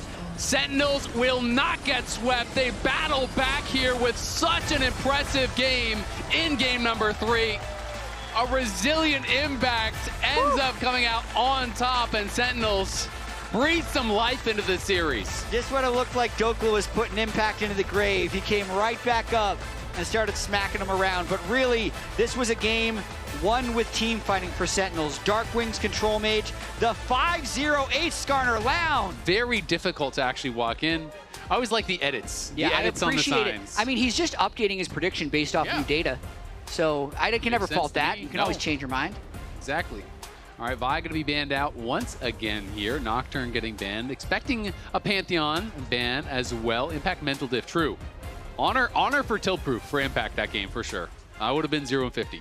Aphelios is going to get banned out, and now the question is, does the Pantheon stay up? And if so, will it be first pick? Because I think that is the one that is kind of conspicuously absent right now. I mean, it had previously been a LYON ban, so they're the ones that dropped it, now that they control first pick. So I think they're daring for a Pantheon ban, and if they let it through, you would expect him to first pick it. Especially with Talia up, I feel like it's really dangerous to give that over, unless you want to disjoint it. Yunar is open too, though.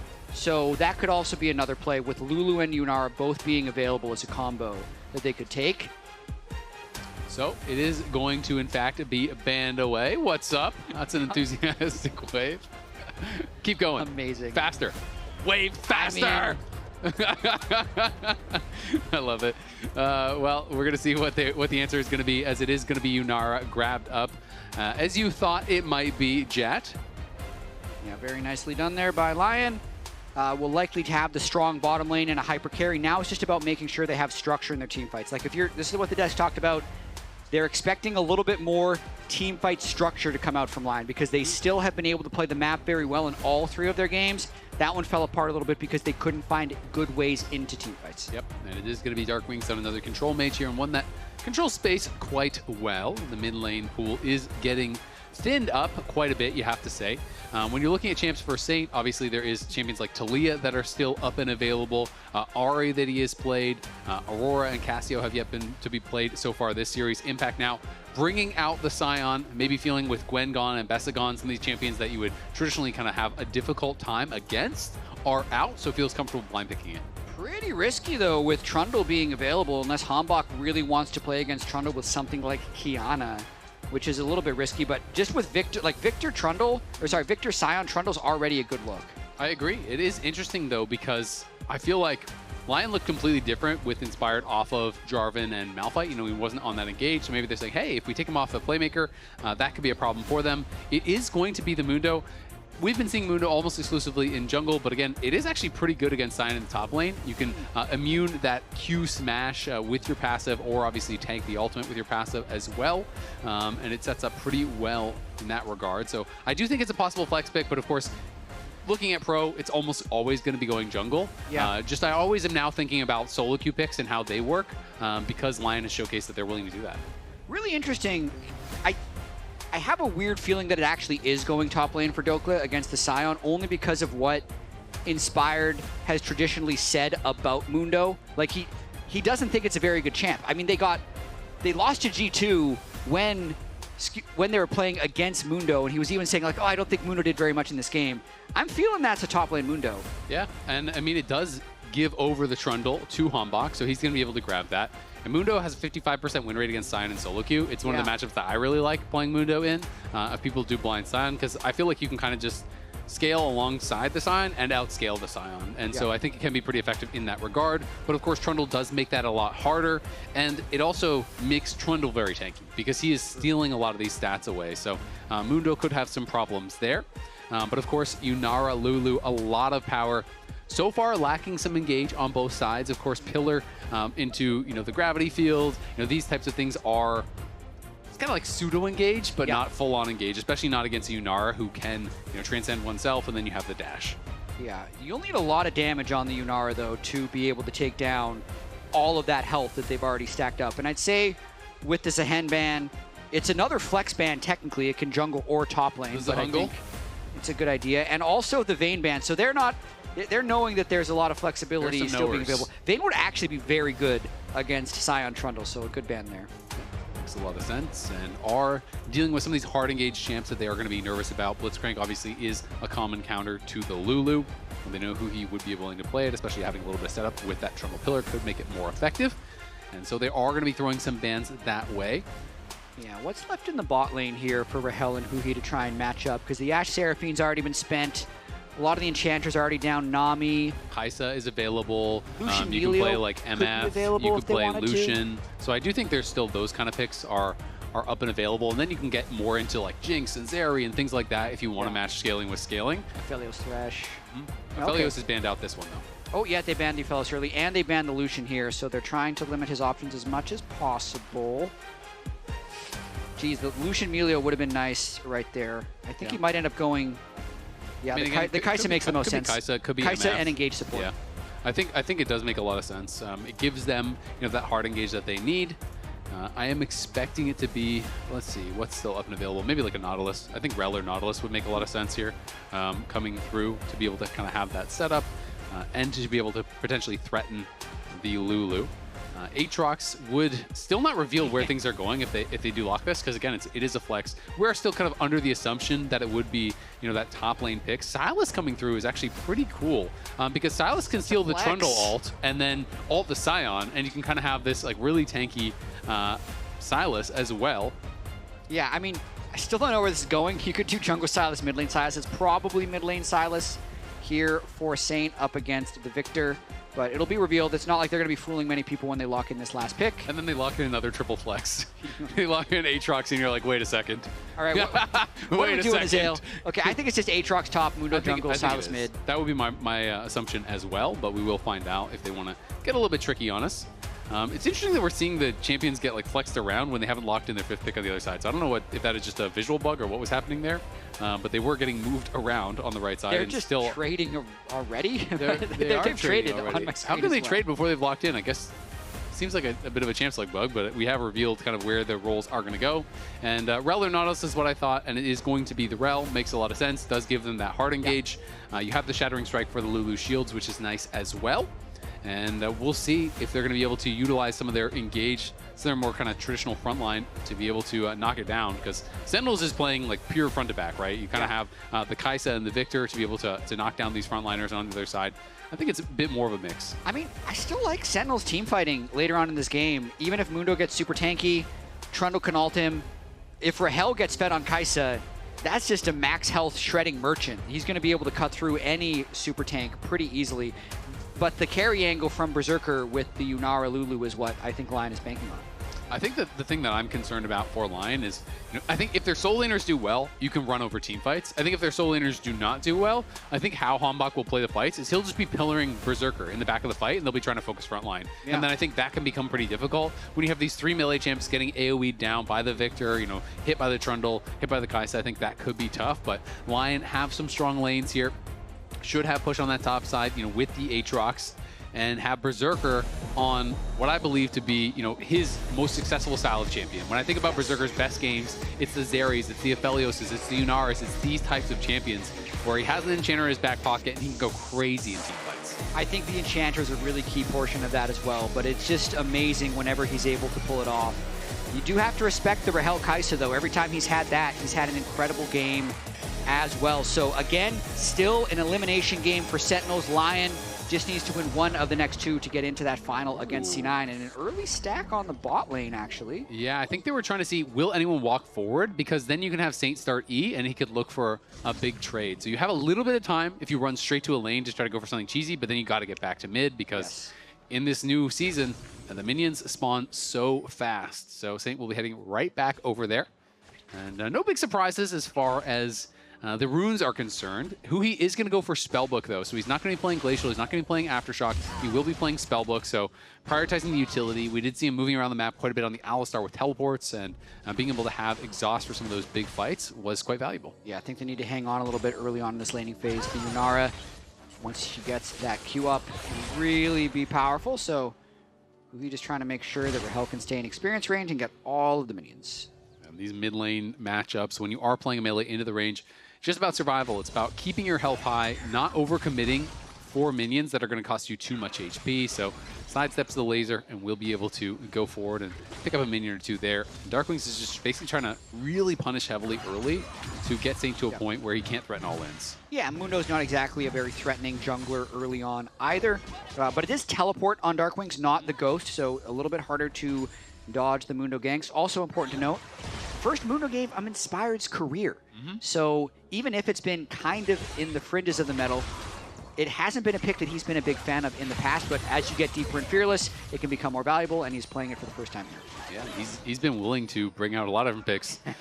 True, Captain Flowers. So what do they do now? We need to find out from Captain Flowers who's going to win. Spoil the script. Yeah. The Skarner worked out. Send him the tweets. Quit holding out on us, brother. Well, we'll see how much they can get here in the early game. Looks like that plate almost about to go down, but we'll be able to defend it at least on this wave. But of course, when you are playing this double range bot lane, you are expected to have push. You are expected to be able to get the harass down, and Rahel is going to have to take a very early base. As Saint, maybe overextending, is going to go in with the absconded duck. Uses that level up timing really well. Hits level 4 there and goes in immediately on it, gets a good chunk, gets that wave pushed out. So Saint is going to be pretty happy about things in this 1v1.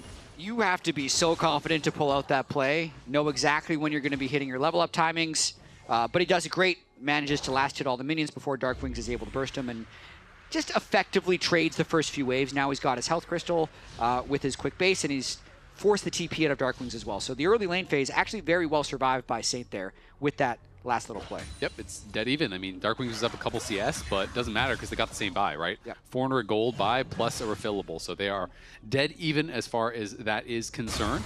In fact, just trying to hold that wave as much as you can. And in these matchups, you want that near your tower.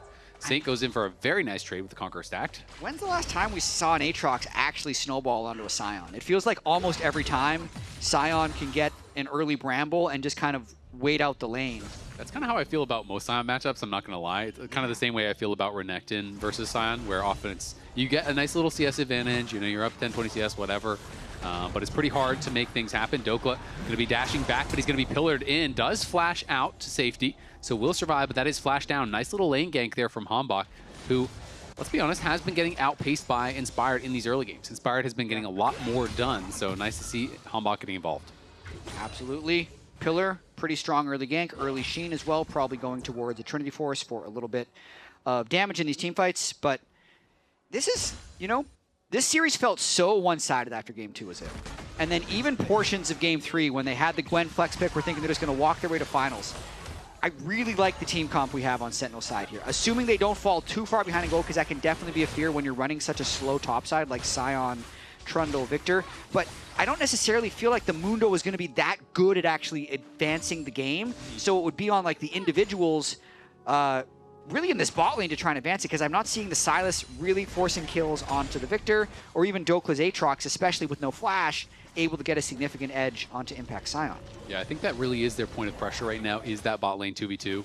They almost have their second plate down, so next wave they could very likely get that second plate. Berserker going to be scaling really, really well. This is what you're giving up when you're going to be giving over some of these Enchanter champions, and you're going to try to play engage into it. So you're kind of sacrificing that 2v2 more heavily. And of course, Kaisa not the strongest early laner either, so that is definitely a weakness there. I mean, Inspired burned early Smite because he has the next one coming up in 15 seconds, but Hambach would actually be here to think about a steal. Inspired Smite still not up yet. Rahel is pretty far, so it could be a hard fight to take, and Hambach taking a ton of damage as now Saint is coming in. Did he overextend? He goes for the Smite. He does not win the Smite fight, and now he's going to get knocked down. That's first blood. Huhi looking like he might fall as well. Saint flashed forward, got hit by the end of the crash down, so Saint flashed into that CC, unfortunately for him. Can't get the second kill, but I just feel like Hambach went too far. Yeah. You don't have your Kaisa there, and he just tried to force his way in. Hambach kind of lost his mind there. The first Drake is not the hill you need to die on.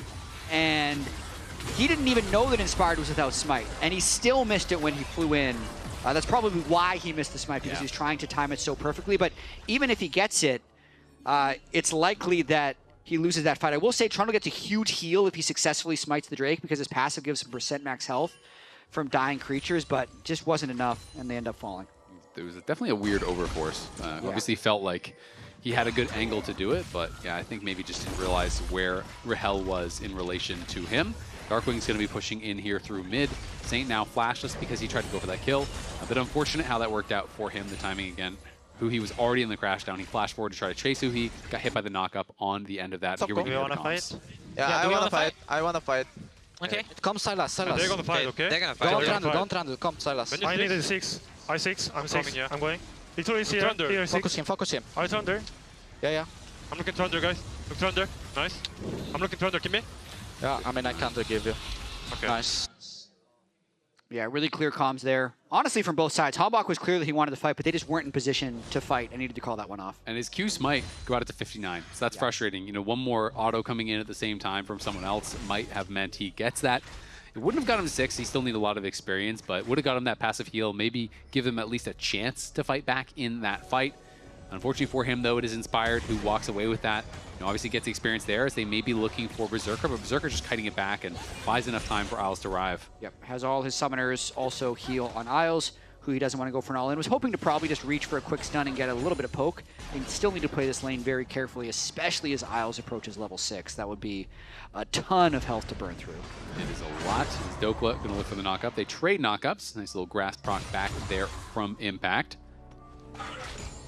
Yeah, I'm looking at this solo lanes, though. The state hasn't changed since the Drake fight. So even though it was a nice little gold infusion for Inspired getting that kill and getting that first Drake, the state of these lanes are still relatively difficult for this Lion team to play. Aatrox into Sion and the Sylas into the Victor, who's able to just keep the wave pushed. It's pretty difficult for sure, but Inspired going to get accelerated. He almost has his Heartsteel already because he got First Blood, he got the Dragon, and not only that, because the enemy jungler was dead, he got the follow-up Scuttle, right? So got a nice injection of gold here. And especially if it is a scrappy game, early Heartsteel can make a big difference. Sometimes it doesn't do anything, and you see them on 10 stacks 20 minutes later. Yeah. But it can be pretty powerful if you have a scrappy game, and Inspired moving out towards that top side as he spots Hambach. Yeah, and this is a game where Inspired would like to force a lot of skirmishes. That's why he starts the Drake. He wants to be able to fight with this Aatrox Sylas so they can kind of get out of these lanes where the Sion and the Victor are able to hold steady. But with the Victor having shove, he's able to move over and assist Hambach, and Inspired goes back to farming his Krugs. Rahel down here in the 1v2 now, but Huhi is on the way and has been spotted. Another chunk of damage down on that turret as Berserker and Isles continue to build their lead, but Rahel has done a good job withstanding the storm. He's dead even as far as the CS is concerned. Yes, they've lost a couple of plates. Yes, they're about to lose a third, but given the matchup, I think he's doing a pretty good job. Absolutely. Grubs, I know you're mentioning, very useless. They don't really seem to do anything. You pick them up when you have nothing else to do. Yeah, they are a lot weaker for sure than in previous seasons. I mean, it's something, but it's definitely nowhere near what it used to be, where people were willing to throw the whole game for grubs. Where if people got 2 sets of grubs, it just felt like, well, oh my God, now we can't do anything. Now they get 1 set of grubs. You're like, well, that's neat. Yeah, exactly. Yeah. Because the Crystalline Overgrowth does so much of the turret damage in the game anyway. It's all about like the timing of your turret pushes rather than the grubs doing anything super meaningful. Absolutely. In fact, going to get chained up and pulled back as Saint is moving down. We'll spot this ward. Wanted to potentially threaten a move down towards that bot side, but not really going to be able to find it as Rahel, again, just constantly using these base timings. That is one of the big changes that have been kind of quietly making a huge difference in this season is the home guards change, because you get back to base so much more quickly. It's harder to punish these recalls. In this case, Rahel will stay around. As you can see, the MasterCard Power Spike, Inspired completing his Heartsteel, as we had mentioned, thanks to that early injection of gold. Going to go look for someone to stack Heartsteel on as soon as he completes it. Runs into the enemy jungle. Please find a Trundle. The amount of dopamine that you get from a Heartsteel stack, you cannot place a value on that, you know? Doesn't matter. It's not to be. It's not about the gold or the damage. It's about the dopamine. Exactly. And they are going to be able to grab this dragon here. So 2 dragons early on to Lion. And that is going to feel really good as they're going to be stacking up pretty early. But 2 of the powerful souls are going to be kind of off the table because Hextech is gone and Ocean is going to be gone. So we'll see what it is going to be. I will say Chemtech is a lot better this game, though, for Lion. And it is going to be Chemtech. So generally, you're pretty unhappy about that. But when you have Lulu, when you have Mundo, when you have the healing from Aatrox and from Sylas and everything, it is more powerful than normal. Yeah, not bad, absolutely. So a bit of an early swap by Sentinels as well before the lane quests had completed. Double Arcane Storm coming out there as they trade the ultis as Saint goes in with the hijack, steals that away, but Darkwing's able to answer these trades pretty effectively. Huhi, though, flash forward with the Shattering Strike. In comes the damage from Hambach. The Ignite grabs the kill. Huhi, it's these kind of angles that make you want him on the engaged champs. And that's what happens with the early lane swap. So even if last season you're very used to these bot lanes roaming through the jungle, you're just not used to having a support jungle have a chance of being there this early in the game. Just a bit of a mental lapse there by Saint. I think he was so focused on that trade he had with Darkwings where they both spent their ultimate had forgotten that Sentinels had swapped early. So mid lane, as you can see, the only role quest is completed. So they're slowing down their role quests by pulling off that play. They didn't actually get anything top lane directly off of it, but now I feel like that kill mid was a direct consequence of swapping early. It's nicely done. You can see Isles moved in, got a little bit of vision down, a couple wards in the enemy jungle, as he was able to use that Spellbook Ignite to great effect on that bot side. And it's just kind of a slow move forward here towards this next dragon, where Sentinels are going to have to see, have they scaled up enough? Doku going to pop the World Ender just to try to run away. Looks like he has the move speed and the health to do just that. Inspired is here behind him, so no chance of a chase down kill here onto Dokla. But still making it so Doka won't be able to play aggressive elsewhere. Burning the World Ender for the Scion ultimate is a happy trade for Scion. He's just going to reset anyway, get a Sunfire Cape, and then move back into the top lane. So just re-swapping back into that lane, keeping this thing mobile. Ombak? Yeah, stolen away on that ultimate, but obviously no chance of actually chasing down and killing off Saint. So just wanted to defend the tower and is able to do that. Impact arrives back from base here with the Sunfire completed. Berserker going to transcend oneself. He's going forward onto Darkwings, getting some good damage down, but the Arcane Storm traded back, and Darkwings kind of comes out on top despite the 1v2. Handles that really well and is going to push Berserker back to base. Darkwings is really good on his picks. The Anivia was super solid. I'd say the Syndra would have been fine, except for the Malphite being on his screen the entire game. Pesky Malphite. But now, at this state in Fearless, when the enemy team doesn't have really great ways of closing the gap onto his Victor. Mundo engaged, not as impactful. Right, everyone just kind of has to run face first into him. Yeah. You get the move speed from your Victor Q. You can throw down the gravity field, send lasers without interrupting your running animation at all. Darkwings is looking to have another good game. Rui pushing forward here. Of course, no damage there with him to threaten Saint, so Saint will just back it up. Is going for the Roa build here, so a little bit slower. You see a lot of Rocket Belt these days, but Roa, of course, has its own merit here. More of that kind of slow scaling style, and Lion is playing that sort of a game. It feels like they are looking to just scale. You're playing Yunara alongside that Lulu. You have the Mundo who wants to scale. It's a lot of champions who are happy for this to just go slow and steady. And if Lion don't like the angle for the team fight, they don't need to take it, because they can just continue getting experience, continue playing for that late game, where I think they can be pretty effective, even though Sentinels has some good scaling themselves. Yeah, for sure. I'm going to be really interested to see what these late game team fights look like, because this doesn't look like a game that's going to break itself open early.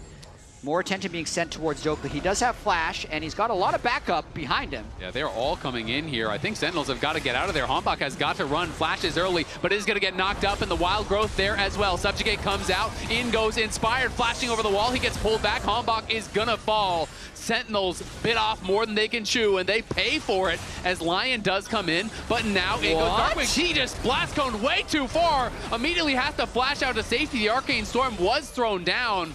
I wonder if he realized that was an amped up blast cone, not a baby blast cone there, because he just got blasted in the middle of his team. Yeah, that lost looked, the flash. That looked insane. Darkwings flying into the middle of the team after a lost fight. Big play there actually by Lion. They're going to get a ton off of this, especially with Drake being up in 40 seconds. Burning the Trundle Flash, who's just sitting on Trinity Force, is going to give him that inside track onto Soul Point. Not to mention, Darkwings has to teleport top after this, since they'd spent both Soul Laners bottom lane, don't want to give up that top lane turret. It's going to be likely a big play for Lion. Yeah, watching this one more time, I understand why they want to go for Dokla, playing aggressively in the lane, but they didn't see them until now, when it's kind of too late and Hombak needs to flash probably the thicker part of the wall and get under turret if he wants any chance of living. Once he doesn't do that, the Scion ultimate doesn't even interrupt because of the Mundo passive. I think he flashes right there, he just lives. I think so, if he flashes the thick part. Exactly, you just flash that. And this was a little comical. Yeah. It goes a little bit Even too if far. it's a small blast cone, it's still going to put him like right here. Yeah, that's a bit unfortunate. Unlucky, the sun got in his eyes on that one, so is going to lose his flash, and Berserker completes his second item. Now going to be really strong here with the Fiend Underbolts. Now you have that plus the Kraken, you pop the ulti, and your upfront burst is incredibly high if you can get access to these carries. That's an amazing power spike for this third Drake. Sentinels might not want to give up Soul Point, but they might have to, because this is the type of fight that can blow the game wide open for Lion. Back to TPing down. Saint has just gone back to base, has a teleport of his own. Berserker pushing mid, so Sentinels do have inside track here, but now in comes Lion. The question is, can they get in? They are missing the flash on the Mundo. He's going to get pillared out. They do secure the Dragon here. Impact needs to run. He's just getting peppered away at by Berserker. They won't be able to find anything except some damage on the mid lane turret, so they deny some minions here, and they are going to get a plate or two mid lane, maybe even the whole tower. We'll see. They might get the whole tower. Really interesting there. I feel like LYON didn't need to go push that mid wave. I know they've often traded turrets and gold, but here comes the dive. Impact going to be setting it up. The World Ender pop there by Dokla, but there is just too much CC. No shot for Big Dokes. He is knocked down, and it's going to be a trade of towers there at the very least for Sentinels. Yeah, that's a great sequence for Sentinels. It's a trade of turrets, it's a kill over to them, it's the Drake over to them, and that's all when Yunar is on one of the best spikes that she's going to find in this game before Rahel is able to complete his second item. They're even getting a bunch of damage down onto this tier 2. Yeah, I mean, Rahel is sitting on 1,700 plus gold, so he has a lot of gold, and he's going to be able to get this tier 2 tower. He's going to be pretty damn near his full second item at this point. Of course, went for the tier 2 boots earlier, so that is why, even though the gold was close, the items looked so different, as Saint going to be pushing on that top side. So LYON just trying to play the map, but again, they don't have a lot of hard engage tools, and Sentinels was very successful with that. Saint has the stolen ultimate with the hijack. Can he get away with it? That is the question, because who he is coming up here. Impact's trying to stay ahead of him. Saint just going to pop the ulti and get out to safety. Still having to burn his ultimate there. Impact just a brick in these side lanes. There's a chance we're going to see the game 5 here with the reverse sweep angle when it was looking like LYON was going to run away with this one. Sentinels. Ooh. Giga Blast Cone helps Huhi. They're barely making it over. But Sentinels not going down without a fight. They're really justifying that early, that high seed they had going into the playoffs. The fact that they beat DSG to make themselves a top 3 team. And now, looking quite competitive here against LYON. They really are. I mean, they won the last game. If you think all the way back to that first game, they did get Soul. It felt like the game stabilized, then they instantly lost. That is one, now that the games are getting a little bit closer, they're really going to be wanting back, as Darkwings will be able to knock this down. Going to TP down towards bot side to try to defend this tower, but he is very alone down here, so we'll see if LYON do want to come down. Dokla's just trying to force this tower down. Darkwings is clearing out the wave, but won't be able to do it in time. The tower does get traded. Huhi here to cover, so nothing more than the trade of ults and the trade of towers. Darkwings is scaring me a little bit this game. He had the one nice play on the Victor. I'm like, he's really good on his picks. And then he blast cones into the middle of the team, teleporting to dying turrets in the middle of Aatrox. But he's still deathless. He's still technically 20 CS up on his opponent, but definitely playing with fire a little bit. Yeah, he is feeling confident for sure, but again, no real engage tools. Sentinels has the ability to start the fights. And Rahel, kind of quietly farming away here, does have that Rage Blade completed now. Huhi on the Zeeks. We're seeing the first support items coming through as well on the other side. Dokla, if he gets spotted, is going to be potentially in trouble here. Inspired's in the area. Dokla has no ult, has the flash, but I don't even think it's worth using. The exhaust comes down. They're going to commit the Magnet Storm. He is out of there. But I mean, look at the waves for the rest of the team. It's not like LYON is getting anything out of that. So that was just a nice overload by Sentinels. They had a huge amount of tempo to spend, and Dokla was really pushed too far up without cover. Again, this Aatrox in a Scion is looking less and less effective. He's not even necessarily against the Scion at this point, but wasn't able to get an advantage on his own, and now is just kind of fodder in these side lanes. He's going to be struggling for sure. Easy to pick off in the solo lanes if you are up too far, don't have a tower behind you, and there's no towers at all in that bottom lane, right? They lost the tier 1 and the tier 2, so can be tough, as Impact going to be clearing out some vision here. We're looking at a minute about until that next dragon will spawn. Sentinels would love to set up for and try to find that fight once again here. And we'll see if LYON can be there first. I really think it is so imperative that they are there first and not allow Sentinels to control vision and try to find these angles for Huhi, who's going to be looking for the engage. Yeah, I completely agree. A couple items to point out, though. We got some healing reduction on Berserker. I also like the Boots of Swiftness on Impact Scion, because the only real engages are slows. So as a frontline, being able to disengage and not get locked down is important. Hombach does proc the Mundo passive there with his pillar. Inspired taking quite a bit of damage. It's 35 until the dragon does spawn. We'll see if he wants to go back to base or not. Both top laners are moving down. Just a trade of damage here as Darkwing's coming out pretty heavily on top. Berserker knocked down to about a little bit over half HP. I feel like LYON are going to give off that. Yeah, I mean, Darkwing's hit rate on these Victor lasers is really high, and it's because he's against such a short-range team. Like, he can really walk up pretty close to get almost an instant hit on his E when he wants to. So they're winning every, like, eye contact fight in lane, and that just allows them to get full control of River here. It'll be really difficult for LYON to retake this space, but Berserker based with the home guards made it all the way back, and they're moving in with Herald. He's very far ahead of the rest of the team, though, and it's just going to get pillared, blocked out there by Hombach. Impact is on the side, but will be able to avoid the chain. Saint trying to create some space, steals away the subjugate. Will he go in? Inspired pushing forward. It's going to be secured, though, by Hombach. And Saint is getting focused down. Even with the subjugate, it doesn't matter at all who he goes in for the engage. Rahel flying into the backline, trying to take them down. Inspired falls. Isles is next. Rahel is on the hunt. Berserker is running, but he's got nowhere to go. It's a double for Rahel. It's Sentinels taking control of game number 4. And that's the Drake and likely the Baron. No smite, no mid, no AD carry, and a fed Kai'Sa Victor for Sentinels. Sentinels going over for the Baron here. It was all talk about LYON, about how good they had been about in the lower bracket, about if they were going to sweep this series, but Sentinels clawed it back from the brink of defeat early on in game 3. Now in game 4, looking like they are in full control. Isles is coming over here. Not going to be able to get it with the Glitter Lance. That is Baron. That is 2 dragons in a row. That is an over 3,000 gold lead in full control for Sentinels. And they have so much range as well as good trigger pull in this team fight. You could see LYON a little bit of desperation trying to brute force their way in, but everyone's so short range and Berserker can't find a good angle. Saint ends up going melee range, is just one shot. Inspired can't go in. Huhi finds a beautiful engage. Rahel flies in over the top to help get the last hit onto Inspired. And then sure you have Yunara Lulu, but he ain't taking down all those people. And look at this. Mundo just got one shot. Couldn't even get his ult off. Yunara the flash. Mundo. Yunara 볼 사람. Hui's hyped. That's some shot calling right there. There's not the calm comms we saw from LYON earlier in the game. Sentinels is really in it right now, from 0-2 and a deficit in game 3 to 1-2, looking to force game 5 with Baron pushing mid. This is a team it felt like everyone, myself included, was kind of writing off in this finals weekend. The expectation for every person I talked to was that whoever wins between TL or LYON would come up and be able to smack down Sentinels. And Sentinels clearly putting up the best fight yet. Inspired here. They face check. Hombach going forward. They do have him pillared off. Not going to be able to chase in for a kill, but the Mundo got first down last game, and that is the danger. They have a lot of CC, and that subjugate makes him so much more squishy. Yeah, just rewatch that fight. Again, that was a very nice CC lock, but a lot of stuff flies through. Silence, the Victor W, the Rel CC.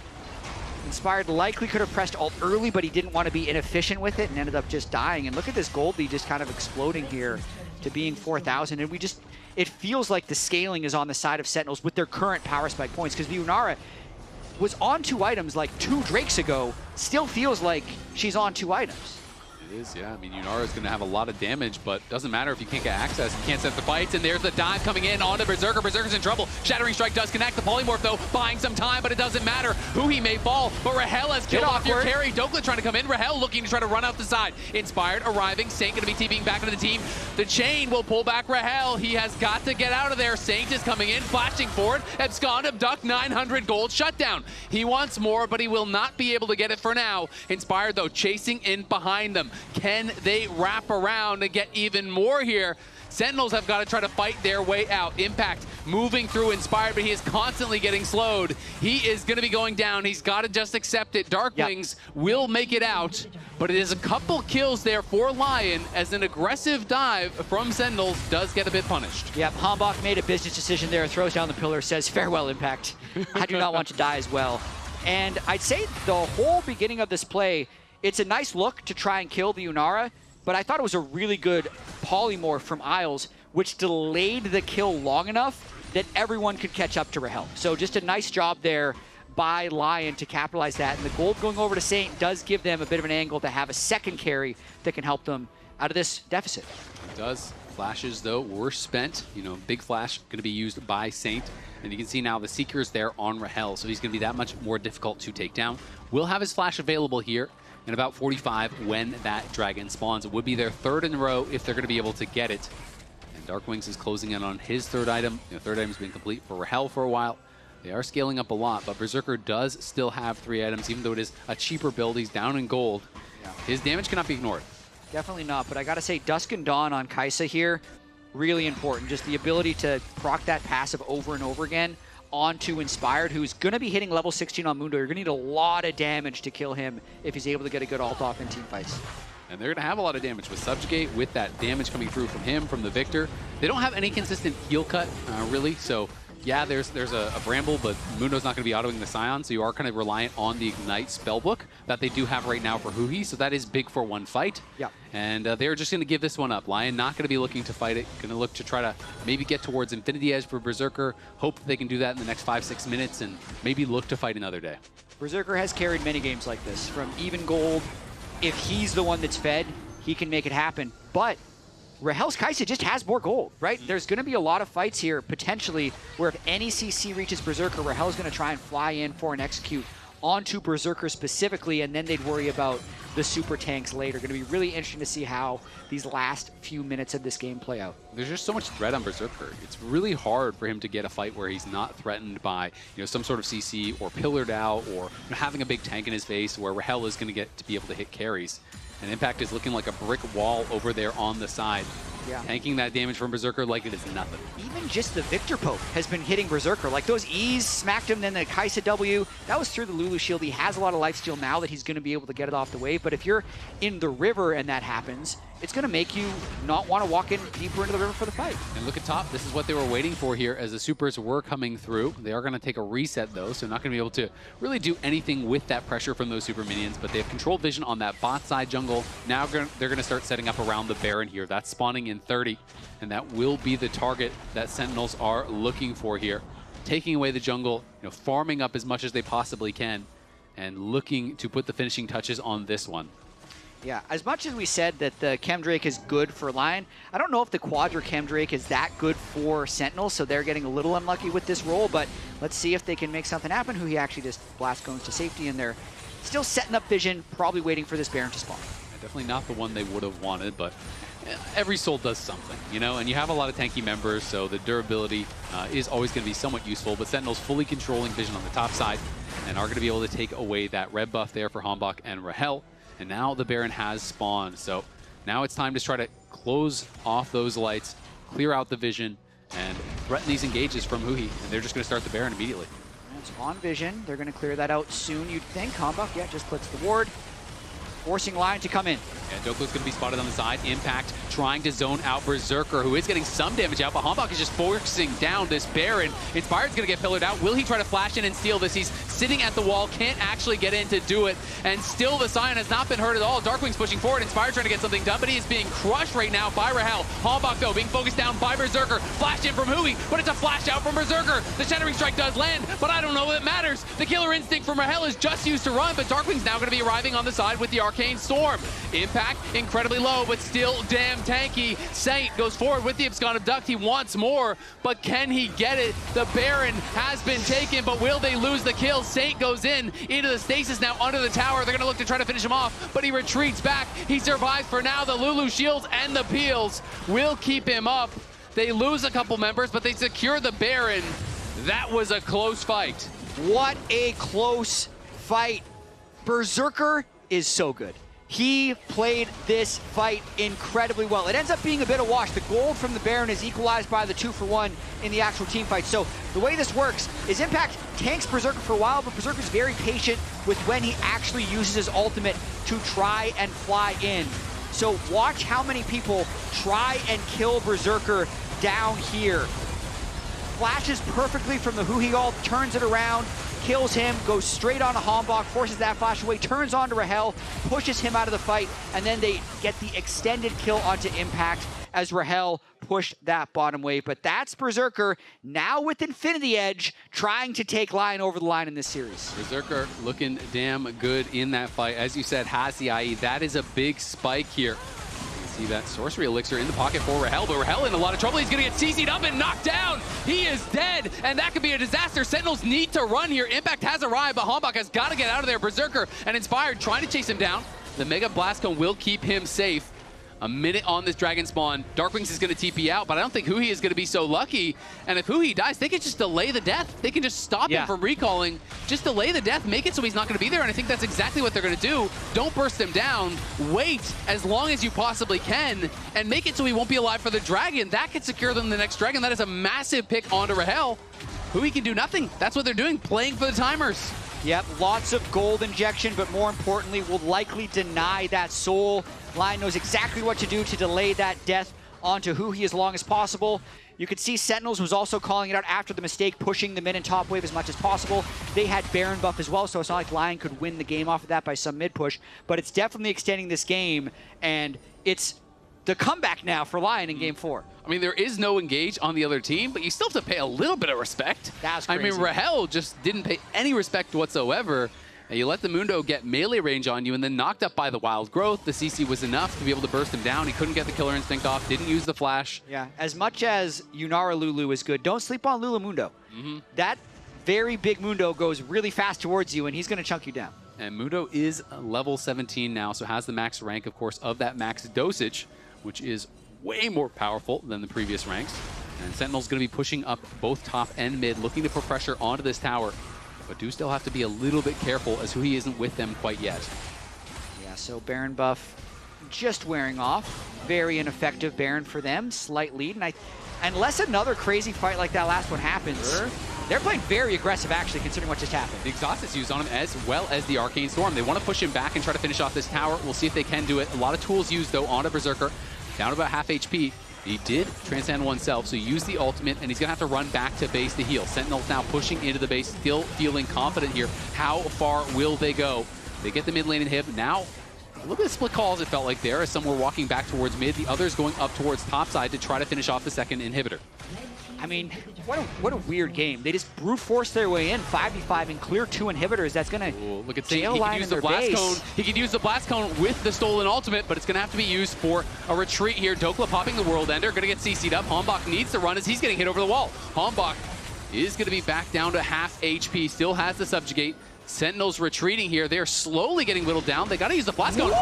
Someone hit it by accident, I think. They're going to try to turn on to Inspire, but they're in a lot of trouble. Saint's in the middle of the whole team. Rahel trying to survive. Into the stasis goes Saint. Saint, though, going to be knocked down. Darkwing does kill him off. Impact flashes out. Hui flashes forward, but he's going to be knocked down by Berserker. Berserker is untouched, and LYON is going to want more here. Sentinels will not give it to him. All right, the super who's cones, the suspect here? The super blast cones are out of control this game. Nearly throwing away the series, unless, I mean, who's the imposter? It's kind of a cool Jack, pick. Arrest somebody. I mean, if it's a carry down there, was it intentional? I think it might have been intentional. Wait, Impact. Impact is guilty. He's an engaged... Arrest that man. He's an engaged champ at heart, man. He just saw the angle. They technically got the kill off of it. Technically. If Hui doesn't re-engage, it ends up being a 1-for-0. And they did get the flash with that re-engage as well. Berserker so quick on the flashes there. Definitely think that was a clear accident, unfortunately for them, but it is a trade of flashes. We're checking the comms after. I mean, at 90%, but if it was a plan, that's one crazy plan. If it was a plan, it was a bad one, but it might have been a plan.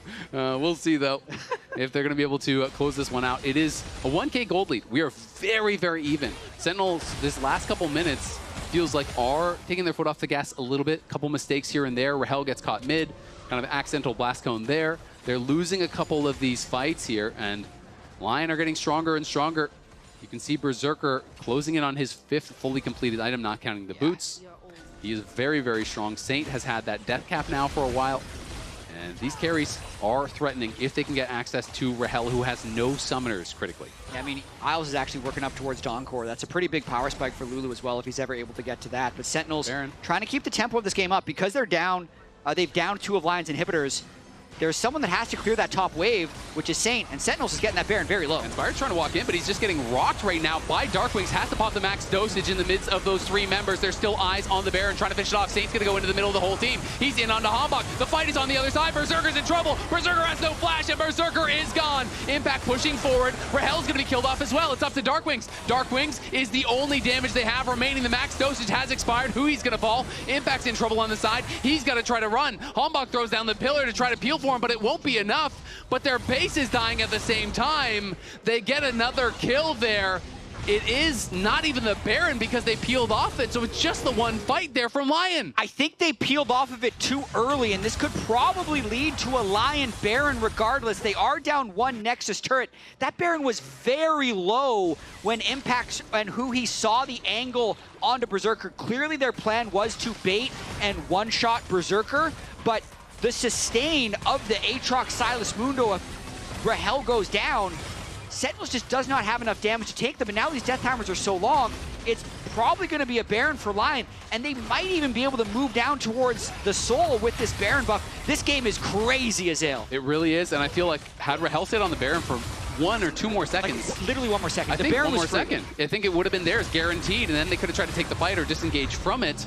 But, you know, they hard engage, Rahel tries to join, and here it is one more time. It was a bit of chaos. Yeah, I mean, we can't even see the Baron health, but it was extremely low. I'm going to check it after. It's because they had the CC on a Berserker, they thought they'd get him, but it takes so long to kill him. And then Rahel is actually stuck down here with no flash, and he just gets one-shot by the Aatrox and the Mundo. But this Soul is up for grabs. This could be the game right here. It could potentially be the series if LYON is able to win out. Look at Saint on the side, trying to find a flank angle. Doka going to be stunned up there as Huhi threatening for the engage. Hambach Pillar over on a Saint, pushing him back now. Darkwing's trying to get the damage down. Here onto Inspired, who is down to about half HP, but has the ultimate available.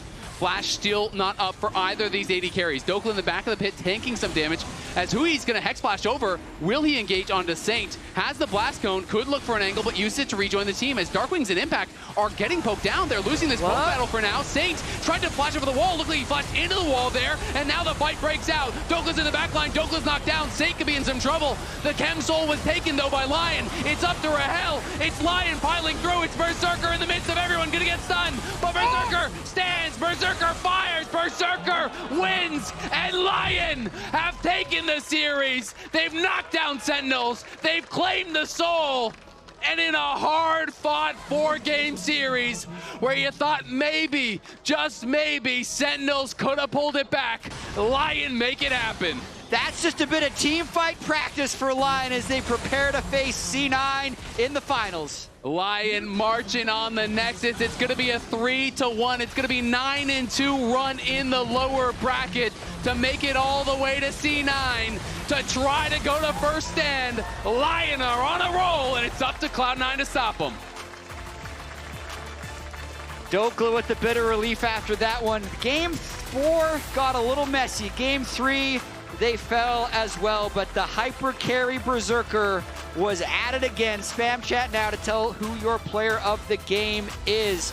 Inspired wins his first career Mundo game. That scaling was ridiculous, and I'm very excited for finals tomorrow. I mean, that fight was crazy. That series was crazy. It got very competitive towards the end. That whole sequence at the end,